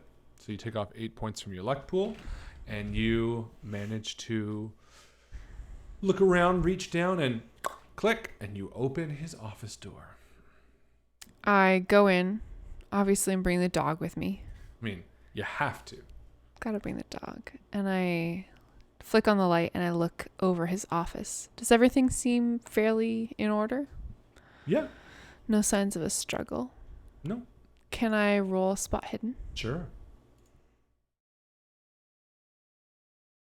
Nice. Success. Yeah, you cast an eye over everything. Nothing seems to be out of place. Nothing seems to be odd. At the papers on his desk. Anything that relates to the occurrences of the past couple of days? Any like agenda entries or... No. Is there a directory? Sure. Yeah, there's like a Rolodex. Yeah. Sure. Does he have Lucille's number or her like office number location? Yeah. Yeah, sure. Cool. I find it out. Okay. And now I know where she works. Yeah, sure. Her Why are you laughing at me? It's like you didn't look around. I want to be like, his office is 3. Hers is 6. Like you established. She's sharing the office. You established there's nameplates on the door. Yeah, but only his. Yeah, okay, that's fair. She's from somewhere else. Why would they make a nameplate for her? I mean, I could go either way with this. I can make it more complicated or easier. I was leaning towards more complicated, so maybe we should just go that way. That could be fun. So it's actually. It's the other campus, so I have to get back. It's 15 hours away. I don't think. Did we establish what February 15th was? Did I say it was a Saturday? No. I think it's a weekday, actually. It better be. So yeah, she's actually at the school. But she's giving a lecture. Ooh, yeah, she's just finishing up a lecture. That'd be cool. I find out where it is. Perfect. And I go and I stand in the back of the class. Yeah, you enter this. What's she saying? I want to hear the back end of a lecture. Yeah, and she's just like, and that is why we believe in everything that I've just explained. And like, there's a lot of gasps, and everyone stands up, and there's a lot of creaking chairs. And as she packs up her books, I guess you move down through the crowd with this dog. Yes. He's behaving himself. Yeah, she actually recognizes the dog. Does she? Yeah. Interesting. Well, no, because it said it in the diary page that the dog was with them when they met for breakfast. You know what, Harlan? Sorry. And she sort of walks up and she says, hello, how can I help you? Where? That's a fascinating accent. Hello, how can I help you? Would you like another cigarette? Hello, how can I help you? Oh, that's good. Professor Morin? Yes. My name is... Just having a minor stroke. Maxine. Yes. Hi, my name is Maxine. Why do you have my friend's dog? Something terrible has happened. Can we speak in private, please? What has happened? She doesn't even sit. She's like, tell me what you know. People are filing out of the room. Yeah. Something terrible happened to his wife yesterday. And I'm worried about him. I think you are too. Where is Matty? Exactly. What do you mean exactly? He's missing. Our friend is in mortal danger. Why? He must be found. Tell me why. We, as a faculty, were invited to a mystic of sorts. Goodyear, he told me. Yes. Well, let's just say that where I'm from, we respect magic. We don't mess with powerful forces. This mystic was real.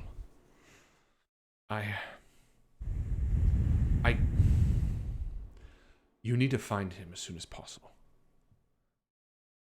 What kind of danger is he in, Professor Warren? Give me a charm, intimidate, or persuade. No, I can't tell you. Yeah, I mean, I fail. She says, he is in grave danger. Tell me about this. And I hold out the dagger. I gave him this. This is a Khan jar. It's been handed down through my family for many generations. It is said it can be used to fight beings not of this world. I lent it to him. I was hoping I would get it back when everything was done. And she kind of takes it from No, I'll just keep this. Why did you believe that he uniquely is in danger and you're not? This mystic, Goodyear, I could see, I could sense that he was trying to, how can I say this? Look, I teach very esoteric concepts. And she waves to the board, and on the board it says, God is real. She's like, Gotcha. And let's just say that I believe in things like sorcerers and magic. And I believe that this sorcerer was trying to cast something upon our friend. Do you know who this sorcerer is? No. You have a suspicion. Give me a psychology.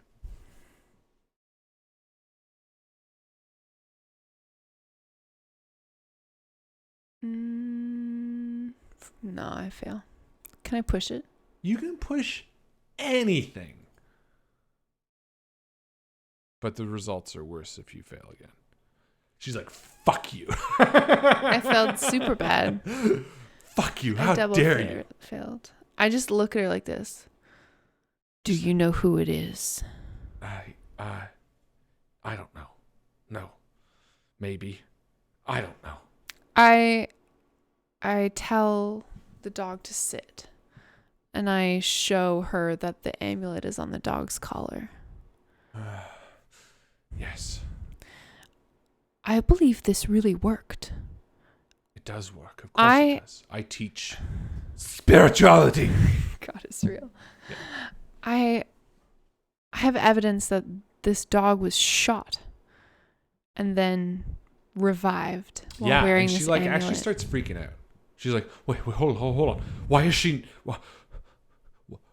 not wearing it? Why is Maddie not wearing it? He's without the protections that you offered him. No, you have to find him and put it on him as soon as possible to make him safe.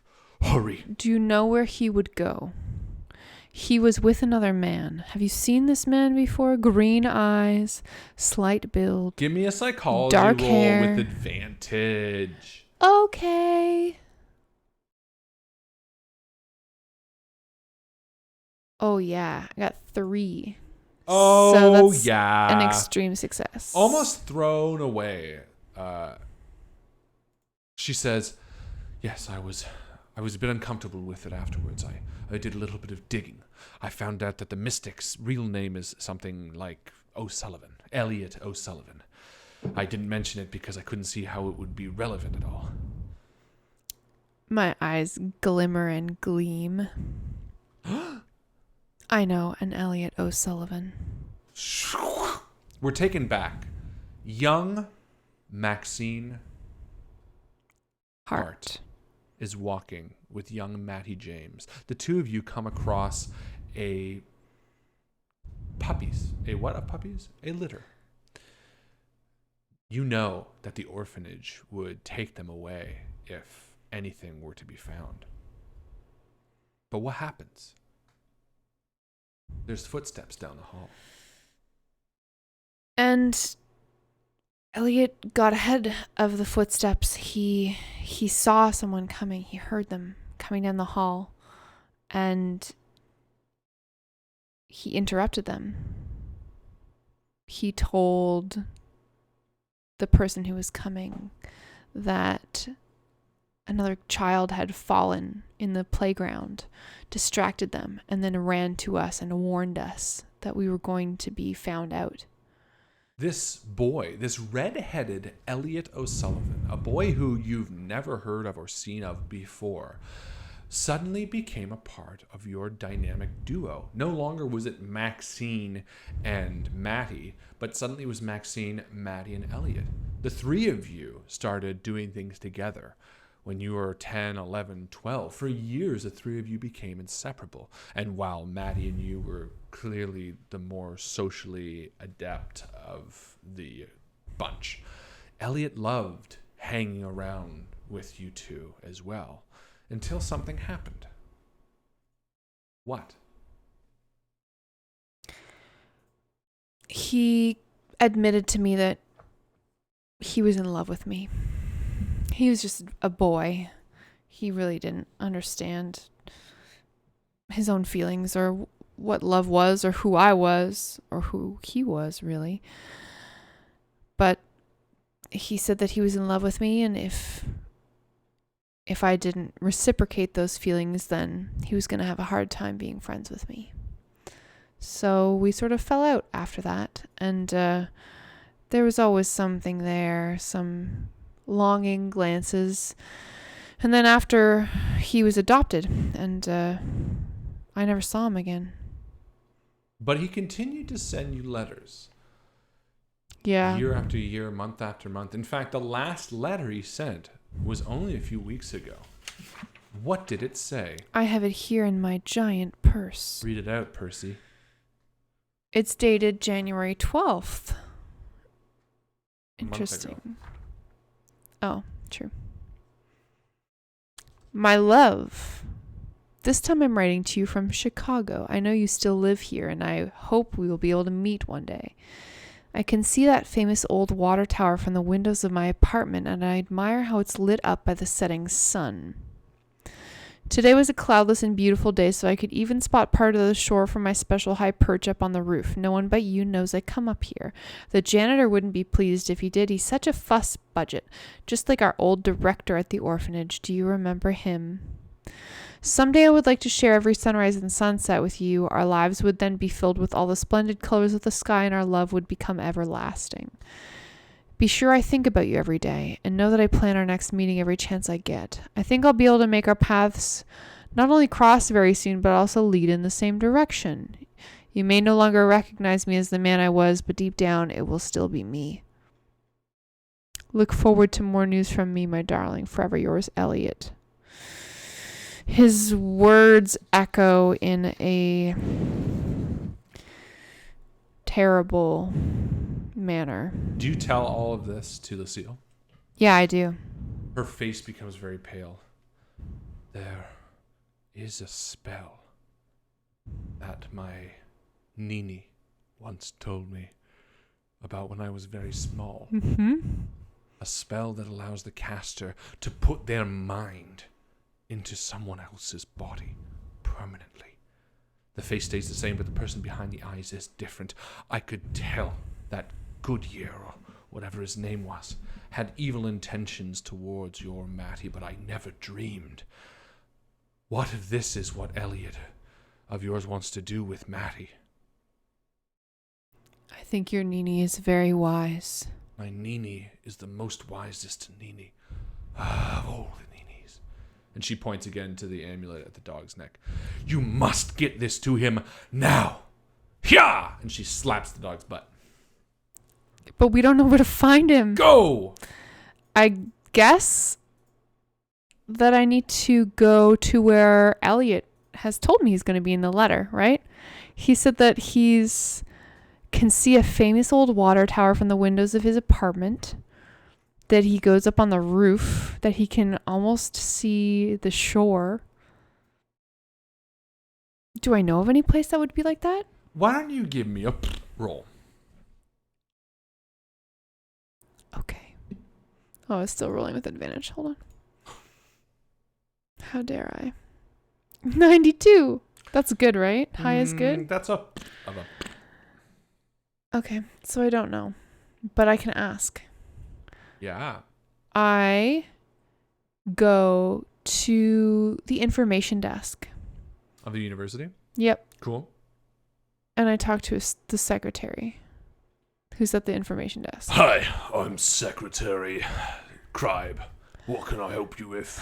Good morning, Mr. Cribe. Morning. I'm hoping that you can help me. I was looking to do a little bit of sightseeing. I would like to see the most famous old water tower in town. Do you know where that might be? Well, there's water towers almost all over the town. The oldest and most famous one. Well, that would... Cribe, you're such a good secretary. Well, fuck off. All right. I guess it would be probably Michigan Avenue. Michigan Avenue, thank you. And do you know if there are any large buildings that are on Michigan Avenue? Fuck off, yeah. 750. 750 Michigan Avenue? Fuck off, yeah. I'm just writing that down. Why? Oh, because I want to go sightseeing. Ah. You're a real peach. Fuck off, you're a peach too. All right. Goodbye. Do you want my number? Nah. All right. All right, fuck off. Give me your number. I give him my number. Yeah. It's. See you at Christmas dinner, darling. Don't be weirded out when an old German man named Horst answers because he's my downstairs neighbor. Fuck off, I won't be. All right. Good. Hey. You're a good daughter. I'm an orphan, and then I leave. No, I'm your real dad. Okay, bye. Click. Well, what's the click for? We're standing in person. Yeah, he's a romance option. I like that guy. Yeah, he's great. So I go to 750 Michigan Avenue with a dog. Immediately as you get close to sort of the area, Highball becomes alert. He starts sniffing the air. What is it, boy? And he starts sniffing the ground. And he What is it, barks, boy? And he runs. I chase him. Maddie. You know what? All my life, I've been distrustful of dogs, but now I'm changing my tune. Yeah. Highball's teaching me about But at the building, he does life. become quiet and calm. As Okay, if he good. knows he shouldn't make any noise. Because we need shush time also. Yeah.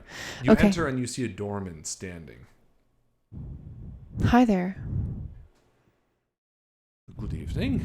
How can I help you? I'm trying to find Mr. Elliot O'Sullivan. I have an appointment. Well, I don't think it would be right to... I shake his hand. No. I slip him $2. Ah, yes. Well, I suppose you could take a look up on the 3rd floor. I'm sure Mr. O'Sullivan would be happy to see you. Thank you very much. I take the lift. And as you're like heading up to the lift, he's like, "It was also nice to see O'Sullivan bring another friend of his." Yes, very nice to see. This guy's weird. I want to do a psychology roll. No, he's just trying to be nice. Forget it. Don't. Oh, okay, thanks. I just did I bad. thought he was I did bad acting. sneaky. No, it says if you succeed, he even comments that it was nice to see the young man with a friend. I know that he's got a friend. Yeah, but like, I don't know. I'm gonna tear this apart afterwards because this whole scenario is really. I run up there. I get in the lift with the dog and I press the number 3 and the doors close and then it brings me up. You head to the hall and run towards Ellen's apartment. Fucking Elliot? Apartment. Yeah. Yeah, that fool. But it's locked.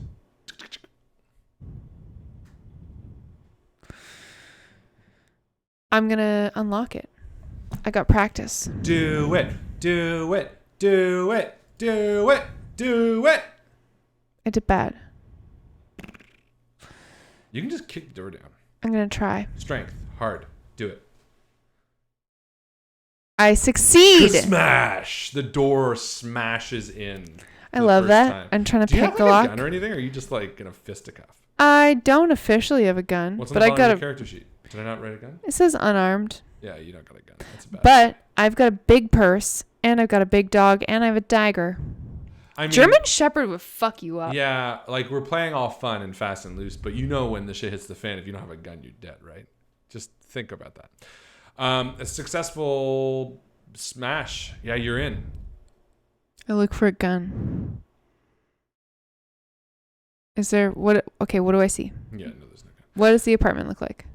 Well, actually, like as you smash in the door, you hear a bunch of other doors on the floor open. Didn't like that. There's actually movement down the hall immediately as you enter in, but the apartment looks pretty bare. There's no one in there. Give me a spot hidden. Okay. You were the one who said I can smash. First, you can do anything you want. I succeed. You notice Maddie's coat and hat, the one he was wearing when he came to see you this morning. They're hanging on the hook on the back of the door. I quickly check to see if Maddie has a gun in his coat. No. Damn it. I close the door behind me and lock it. Okay, give me a luck roll.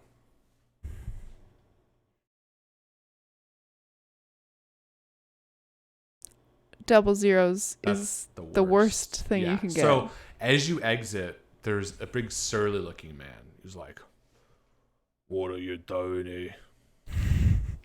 I was just speaking with your son at the university. I'm calling the police if you don't leave immediately. I'm so sorry. I'm looking for my friend here. Do you know Elliot O'Sullivan? Yeah, I think he's in danger. well, I was knocking on his door and there's no answer, but I know that he just came up here and he has a condition. What? Give me a deception. There's no deception. Give me a persuasion. Fast talk? Sure. Yeah, this would be a good use for it. Ha! I succeed. Okay. he's like, well, all right, but still leave. He's not in there, obviously. Definitely will. I'm so sorry. I make my way this stairwell with a dog and I go up. Up. Mm-hmm. Okay. To the roof. Yeah. Why? Because it says that he has a high perch on the roof. Yes. I go up. I take the stairs and I creak the door open and I just look a tiny bit and I just get the bearings. Are you like trying to be quiet? Yeah. Yeah. Give me a stealth roll.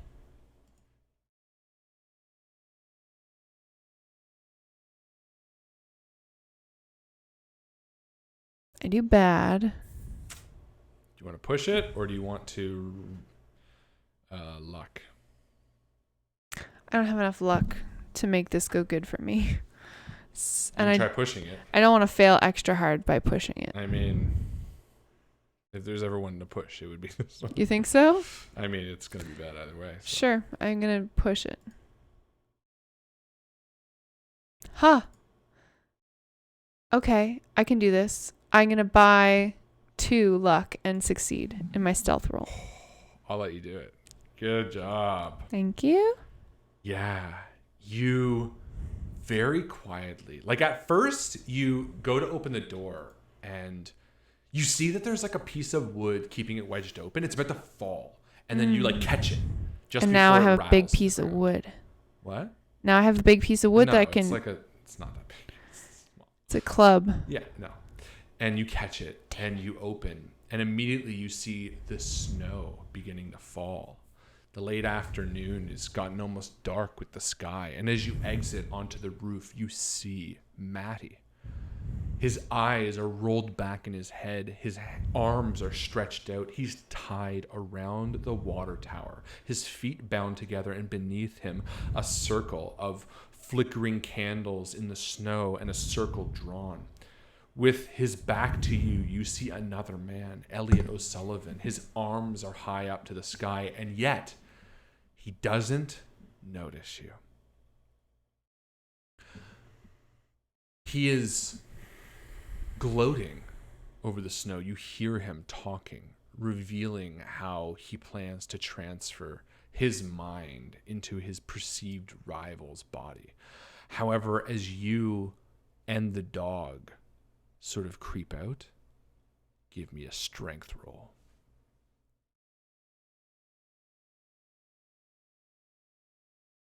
Worst roll ever again.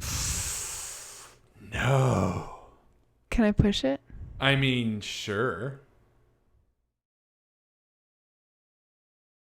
I succeed. Oh. You feel Highball lunge. So excited to see his master. A feeling that I'm sure you can sympathize with. What? No. What? Louis just going ape shit for you. Run This directly German into Shepherd traffic. does the same thing, but you manage to yank on him just as he like lunges forward, silently, just like a. But with the whistling wind, it's relatively hidden. What do you do? I mean, I kind of want to get the German Shepherd all amped up to go and murder Elliot, or at least distract him long enough. Yeah? Do you think though? You get the impression that Highball wants to go for Maddie. I know. Let me just think this through for a minute. I don't have any weapons at all, but we are on the top of a building. My best bet, I think, is to push him off.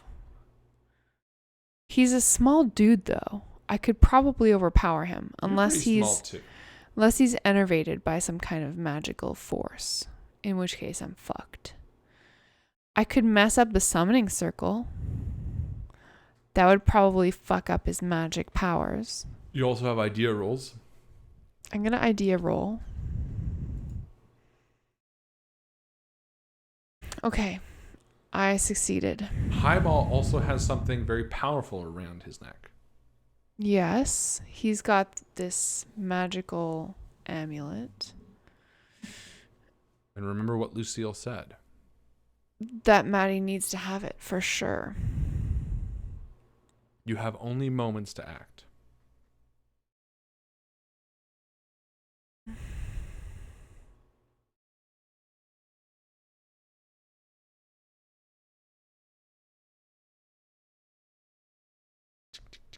How far away am I from Maddie? How far do you want to be? 10 feet. Yeah, you're 10 feet away. And Elliot is not facing me. So I run over and put the amulet around Maddie's neck. Well, yes. But you taking the amulet from the dog that already wants to go. Oh, I see what you mean. There He's you gonna go. The collar is gonna release. I mean, it would take too long if you're like, here, dog, let me do it. Run over. The fuck are you supposed to do? I don't have a gun. I guess I could talk to him. I mean, you can do that. You can do whatever you want. Yeah. Let's simplify it down to two choices. You can either get the amulet to Matty or deal directly with Elliot. Those are really your choices.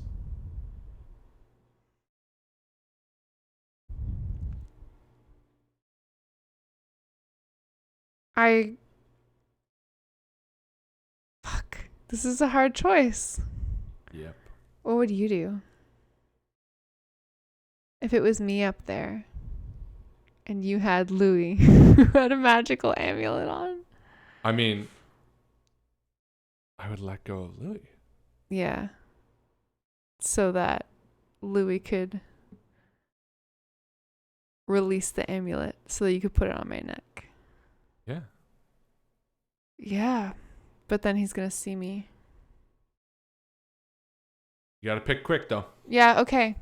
I unbuckle the collar and run over, and I buckle it on Maddie's neck. Oh, you do it. Okay, cool.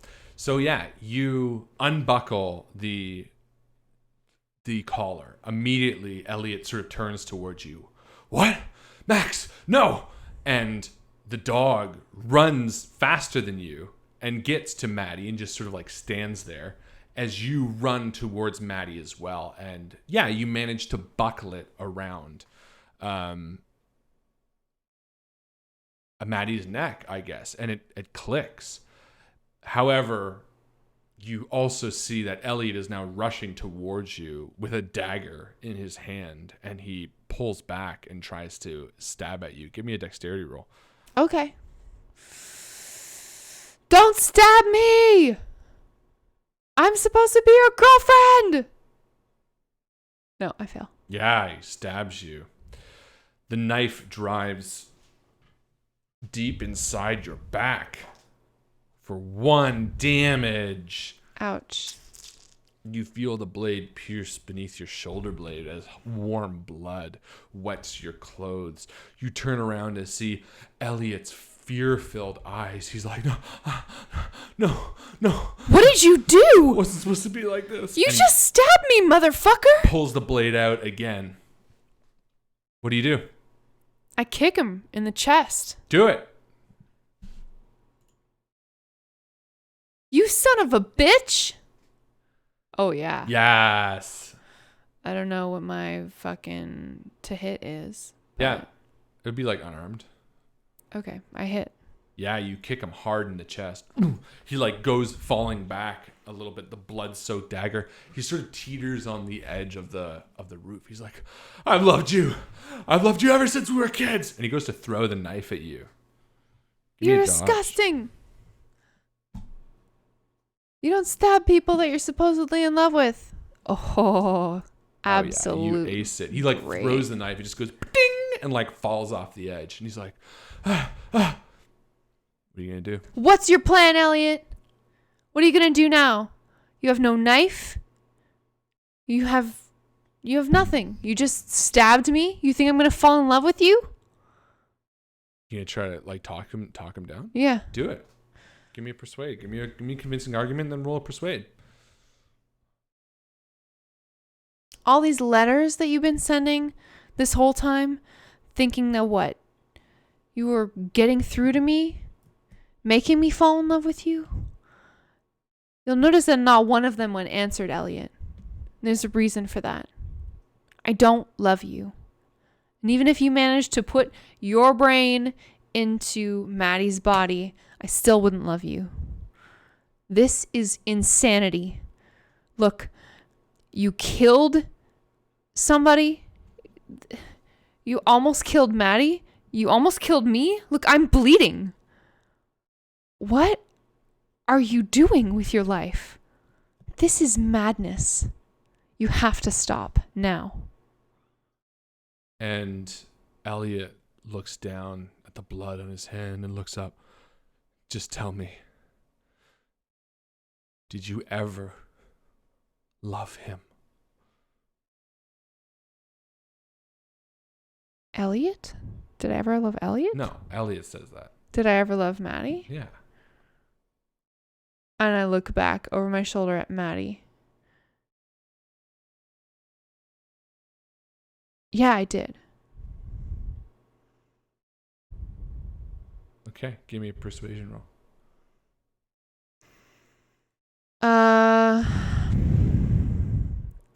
So I failed, but not by a lot. So I think I'm going to spend the extra on my luck to succeed. So I just succeed. Okay.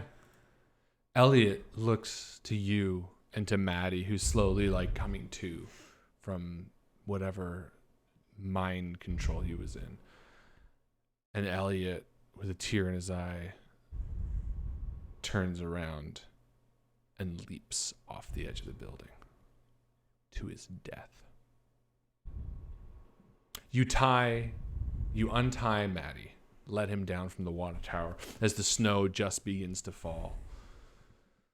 He looks up to you. Max, you found me. Thank you.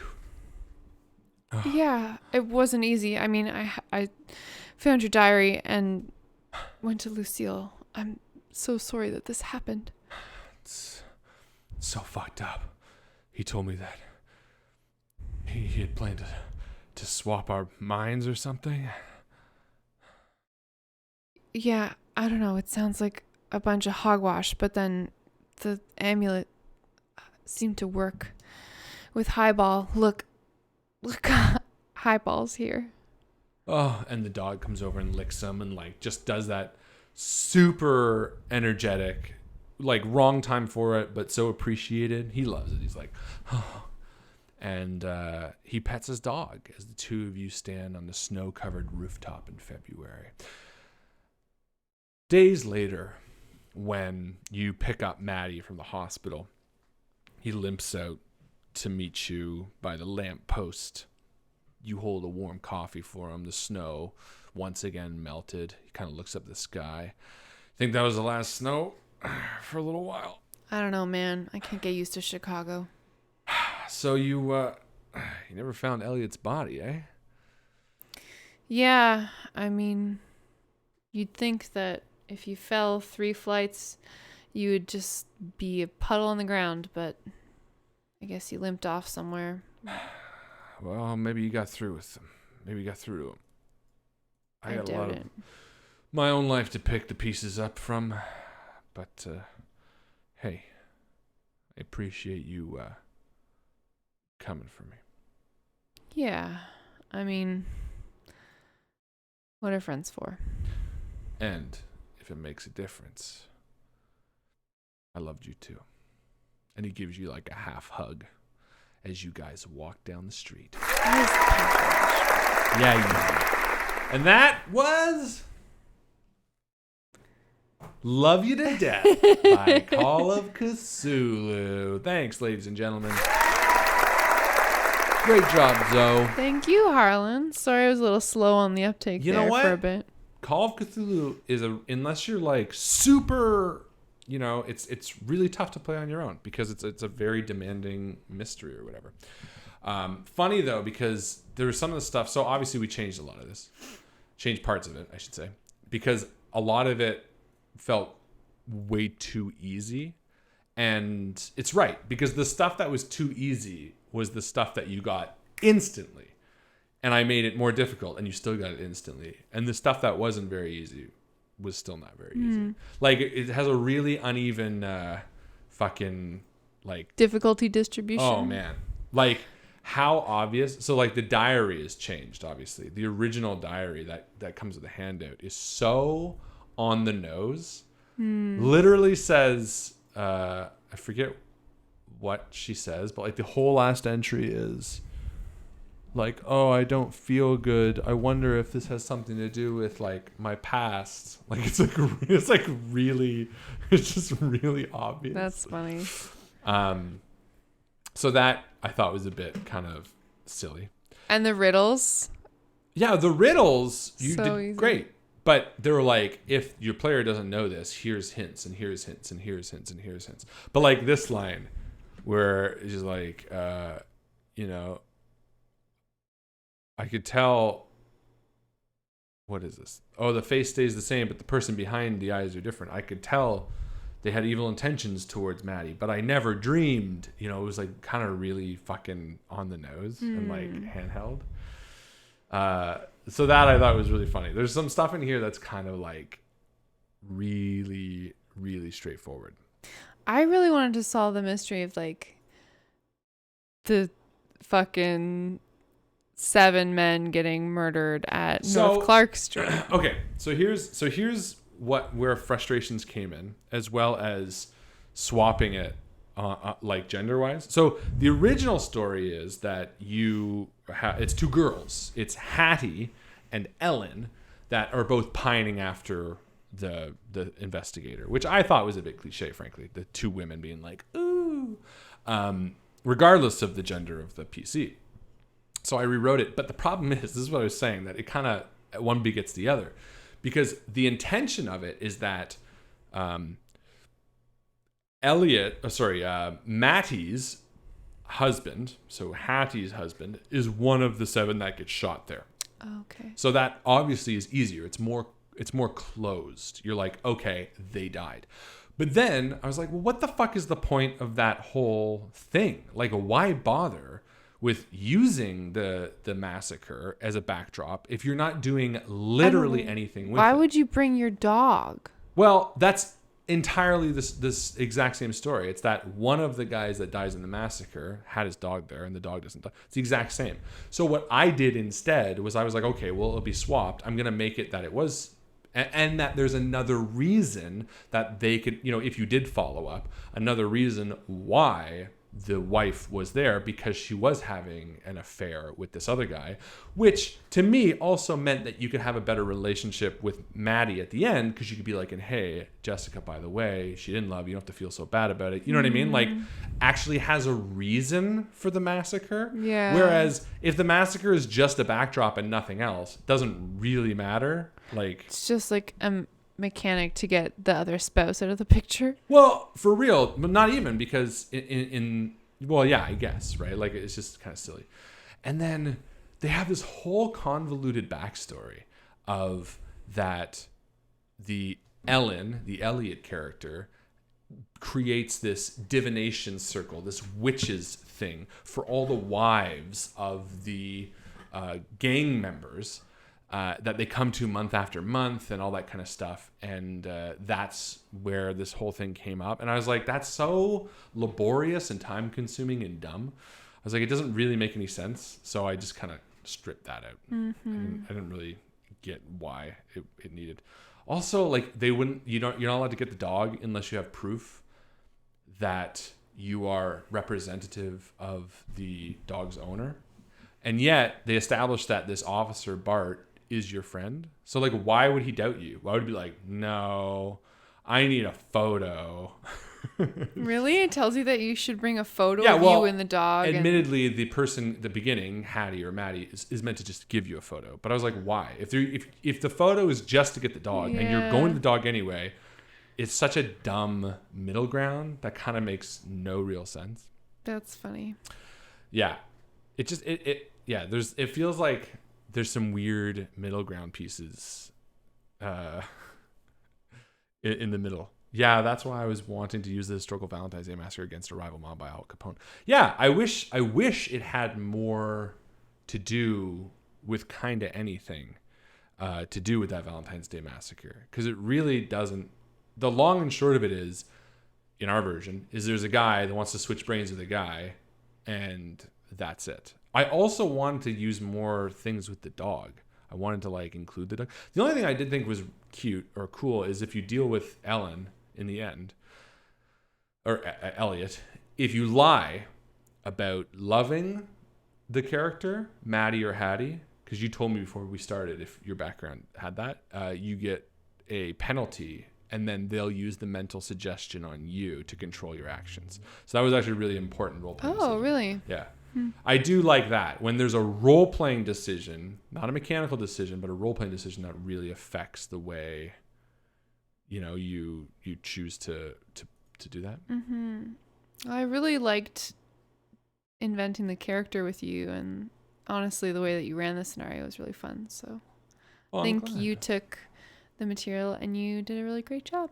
Yeah. Again, don't get me wrong. It's really not all that bad. I think it's interesting to have this, I guess, love triangle. I don't know. It's also interesting too, because these handouts are meant to be given to you in your backstory.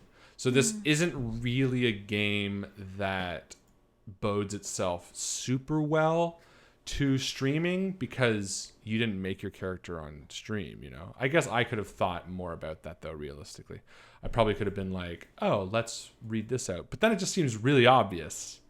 Yeah. You know what I mean?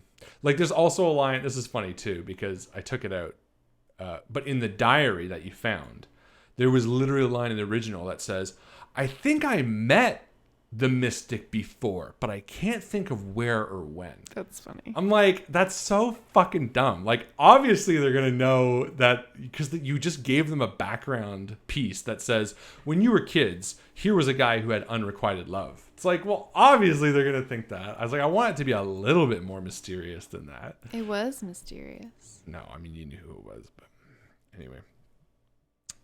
Yeah, I also had the strange dagger Hattie got from Lucille be used against the evil spirit in the shop, since it was unused. Ooh, that's clever. Yeah, it's interesting because a few people use this. So I include the mob as a bigger feature and Alan's Mystic Shop as a location to visit. Oh, cool. The mysteries for a single investigator. The person I ran this for got the riddles, but they didn't think to check the bookshelf. Yeah, that was what I wanted to use. Yeah.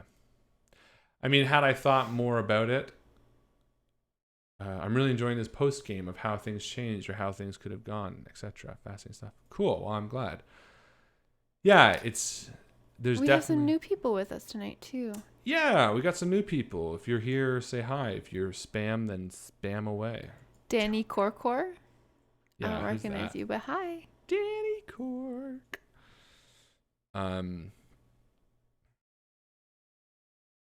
Yeah.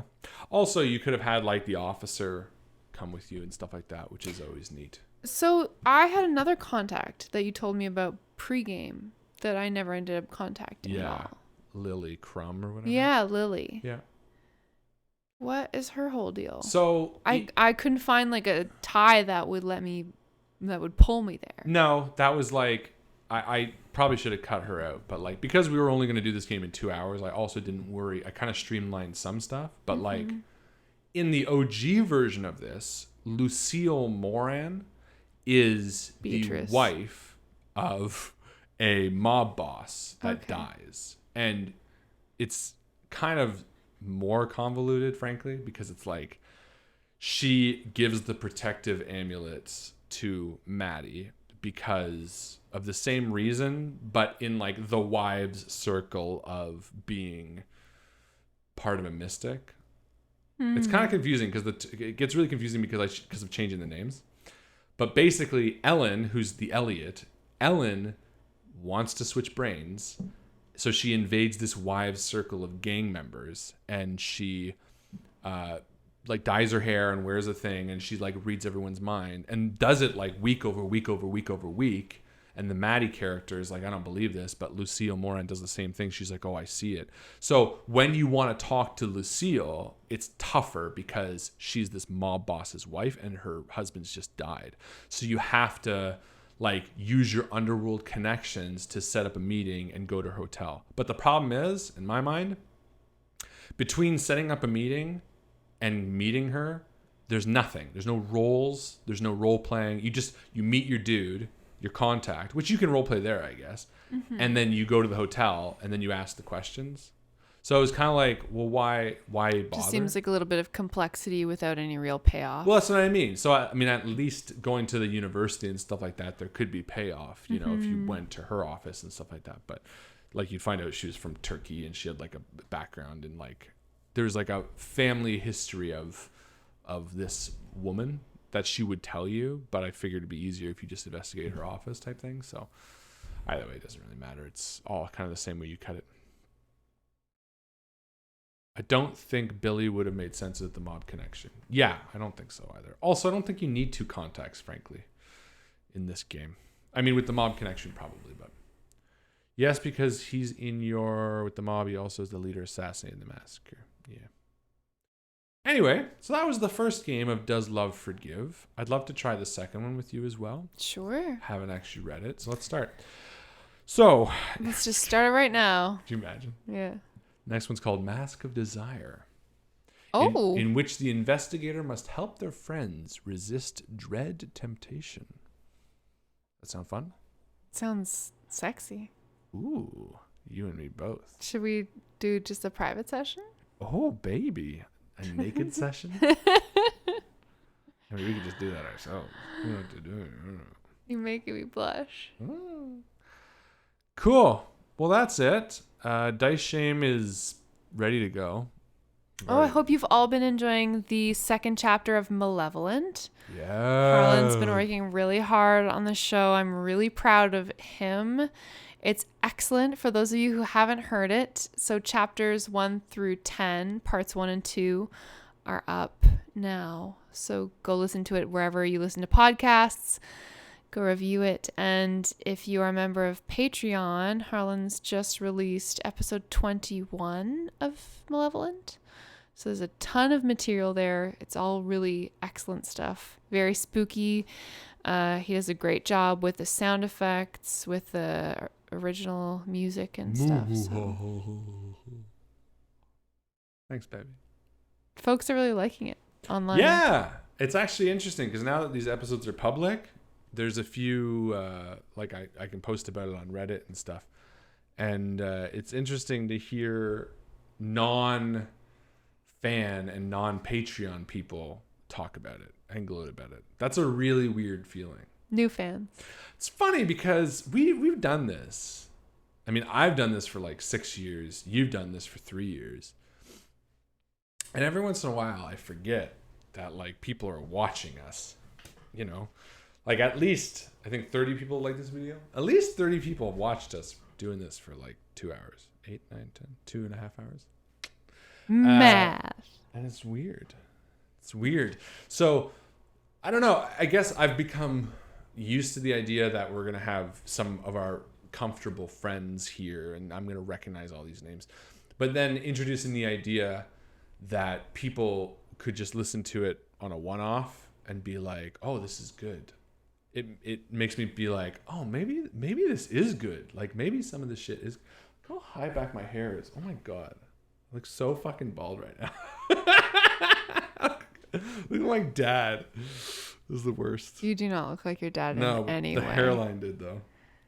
For a second. I just remind me not to turn sideways and like put my hair straight back. That looked bad. What was I talking about? I don't know. Do you want one of these? I can put one of these in your hair for like next that episode. You like the little? I was going for Betty Boop. Boop. Less racist though. Yeah. Yeah. Every once in a while, I'm reminded that there is a bit of a broad appeal in there, but you know it's so funny because like even Dice Shame, you know, like Dice Shame, we're at like. I don't know. I would say 120 downloads an episode steady, which, unless I'm misunderstanding, is 60 people playing it twice or 120 people playing it once, you know, within a few day period. Sure.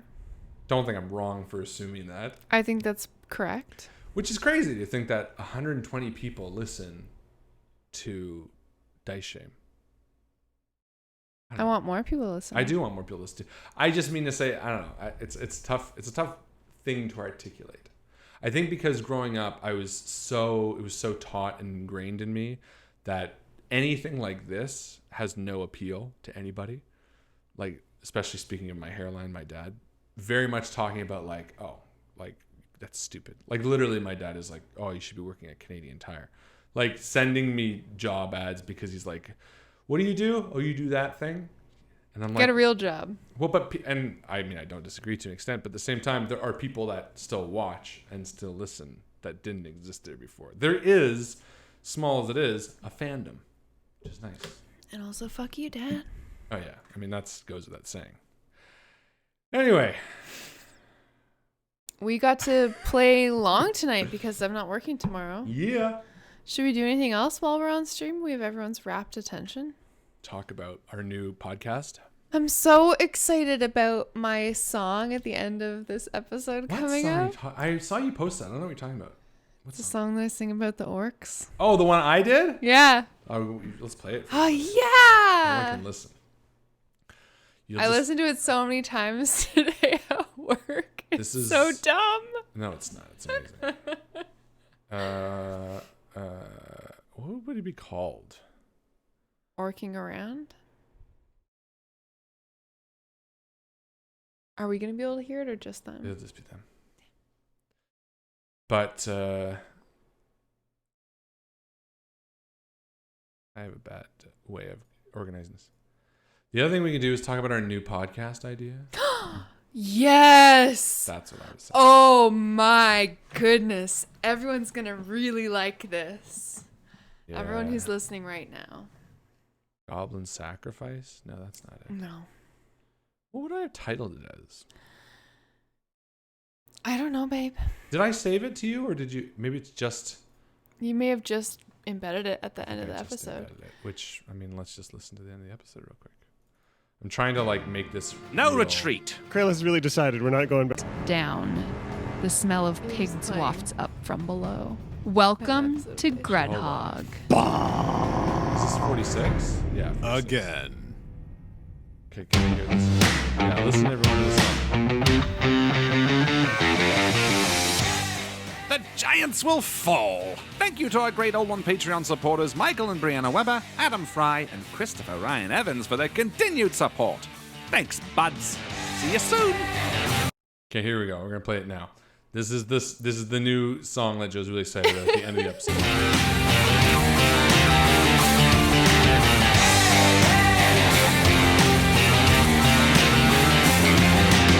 All good in the hood. All the orcs are moving like orcs. They're orking around at the bottom of the ladder. All good in the hood. All the orcs are moving like orcs. They're orking around at the bottom of the ladder. It's time for them to be cool, but they can't be cool because they're dumb.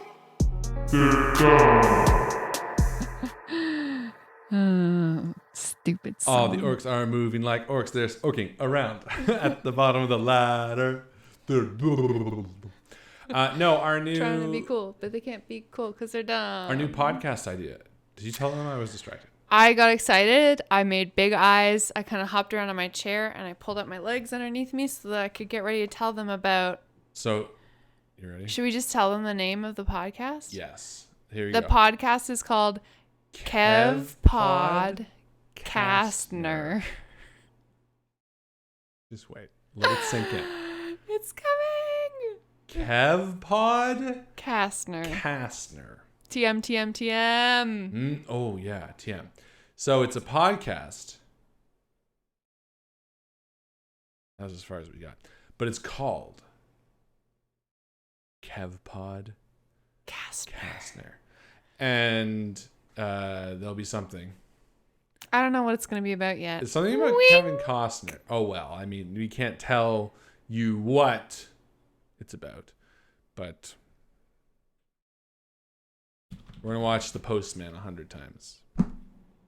Yeah, but you got to capitalize the Like Kev Pod pod. Castner. Oh, shit, I forgot the end. There you Come go. on, baby. Yeah, I'm tired. TM. TM. Where we Orc watch. diss track. Where we Sorry, watch. Jessica. Where we watch Postman.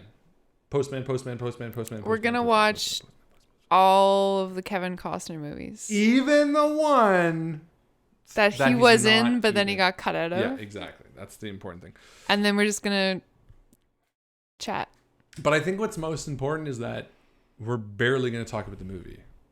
I think it'll be like We're going to talk about the movies. The But, thing like, is that so we're going to have barely. to watch the movies. yeah, but and I then think we're it's just going to have a chat. but I think it's going to be so minorly It'll be talked very, about. very loose. Yeah, it'll be like, and every episode will be called the movie name. You know, it'll be like, okay, so today, you know, it'll be like Kev Pod Castner, The Postman. We're going to have to get really good at saying Kev Pod Castner. I'm really good at it already.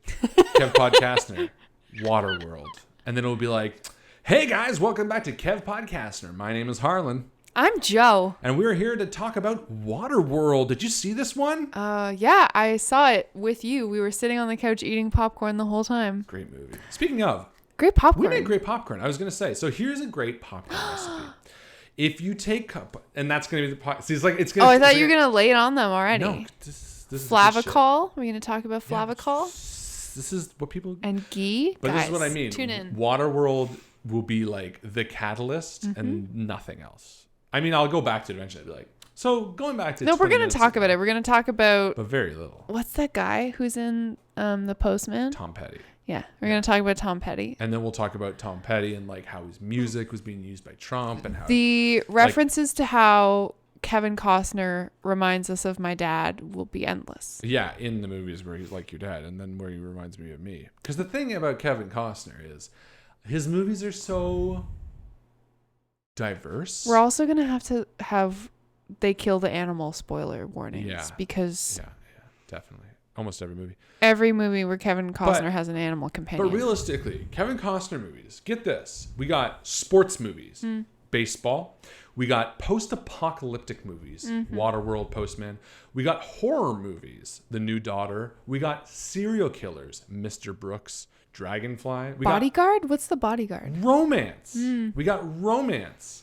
We Hot got and steamy. comedy, The Big Chill, And I mean, a light veil over all of it, I think, is comedy. yeah, but like Robin Hood. How could you forget Robin Hood? Robin Hood is just epic. It's its own Yeah, genre. epic. But when you think about it, what other actor has such broad a spectrum? None. Literally none. He's voiced a dog. I'm excited to watch the dog movie. And this is really interesting too, he's only done one TV show, which is now in production. Like it's now live or We're whatever. not going to watch the TV show. Oh, yeah, we will. It'll be what we'll end the series with, because by the time we get up to date, it'll be done. It's called Yellowstone. And you know who did it? The dude. It's written and directed by the dude who did that Wind River. Oh, Yeah, that's a good one. I know. It's supposed to be really intense. It's about a like farmland fight. Doesn't sound intense. I mean, Guys, it's so fucking intense. It's about a farmland fight. I would also like to just put a little asterisk disclaimer at the top of, well, I guess the bottom of this RPG stream, and probably at the top of every podcast episode that we record. I don't know anything about actors. I don't That's know what makes it actors' better. names. Yeah. I don't know directors' names. I often don't know movie names. I rarely know where I am.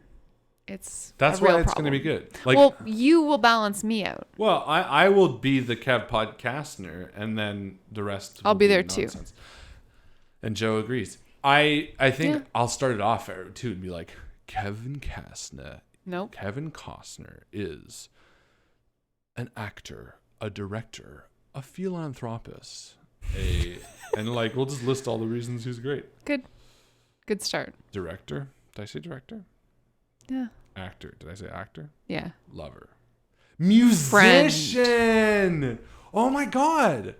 We can start off the show with one of his OG songs. That's a bad idea. Country music.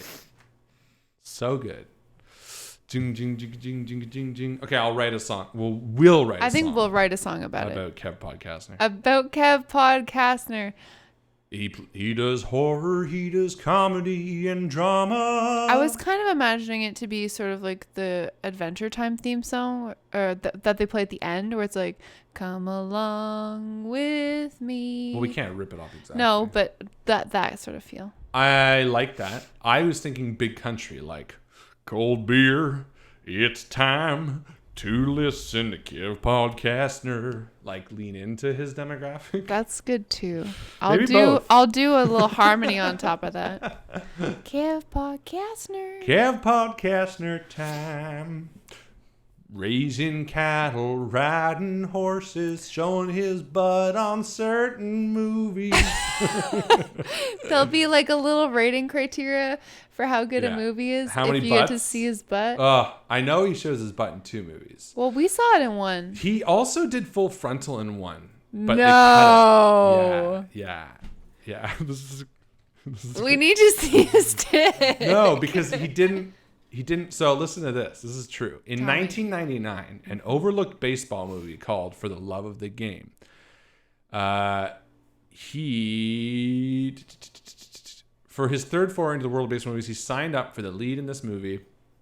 However, became notable for reported difference of opinion over his unclothed bottom half. When the film was first submitted to the association, it was awarded an R because of his penis. Yeah, he was upset because it got cut out. He was upset A that his report at dick the got time cut out. said that tests. He's like, you need to see this. A report at the time suggested that test audiences were a little put off by his baseball bat, with New York Magazine quoting a studio executive reported that the audience giggled at and questions, do we really need to see Kevin Costner's penis? So the scene was cut.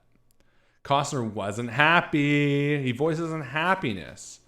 The infamous chat, he railed the studios, has always been about the length and the rating. It's good. They did that on purpose. Yeah. They want a little bit of buzz around the movie. They want a little bit of balls around the movie. Yeah, they do. I like it. Zing. Let's see. Okay, so Kev Podcastner. Also loved 3,000 Miles to Graceland. Great movie. Kurt Russell.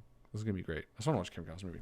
Anyway, I think that's it. You guys know the deal. New episode of blah, blah, blah, and all that stuff. Ladies and gentlemen, thank you for hanging out tonight. Thank you. Thank you. Have a wonderful night, as my gal Friday always likes to say. It's my bedtime. My bedtime, guys. Good night. Good night.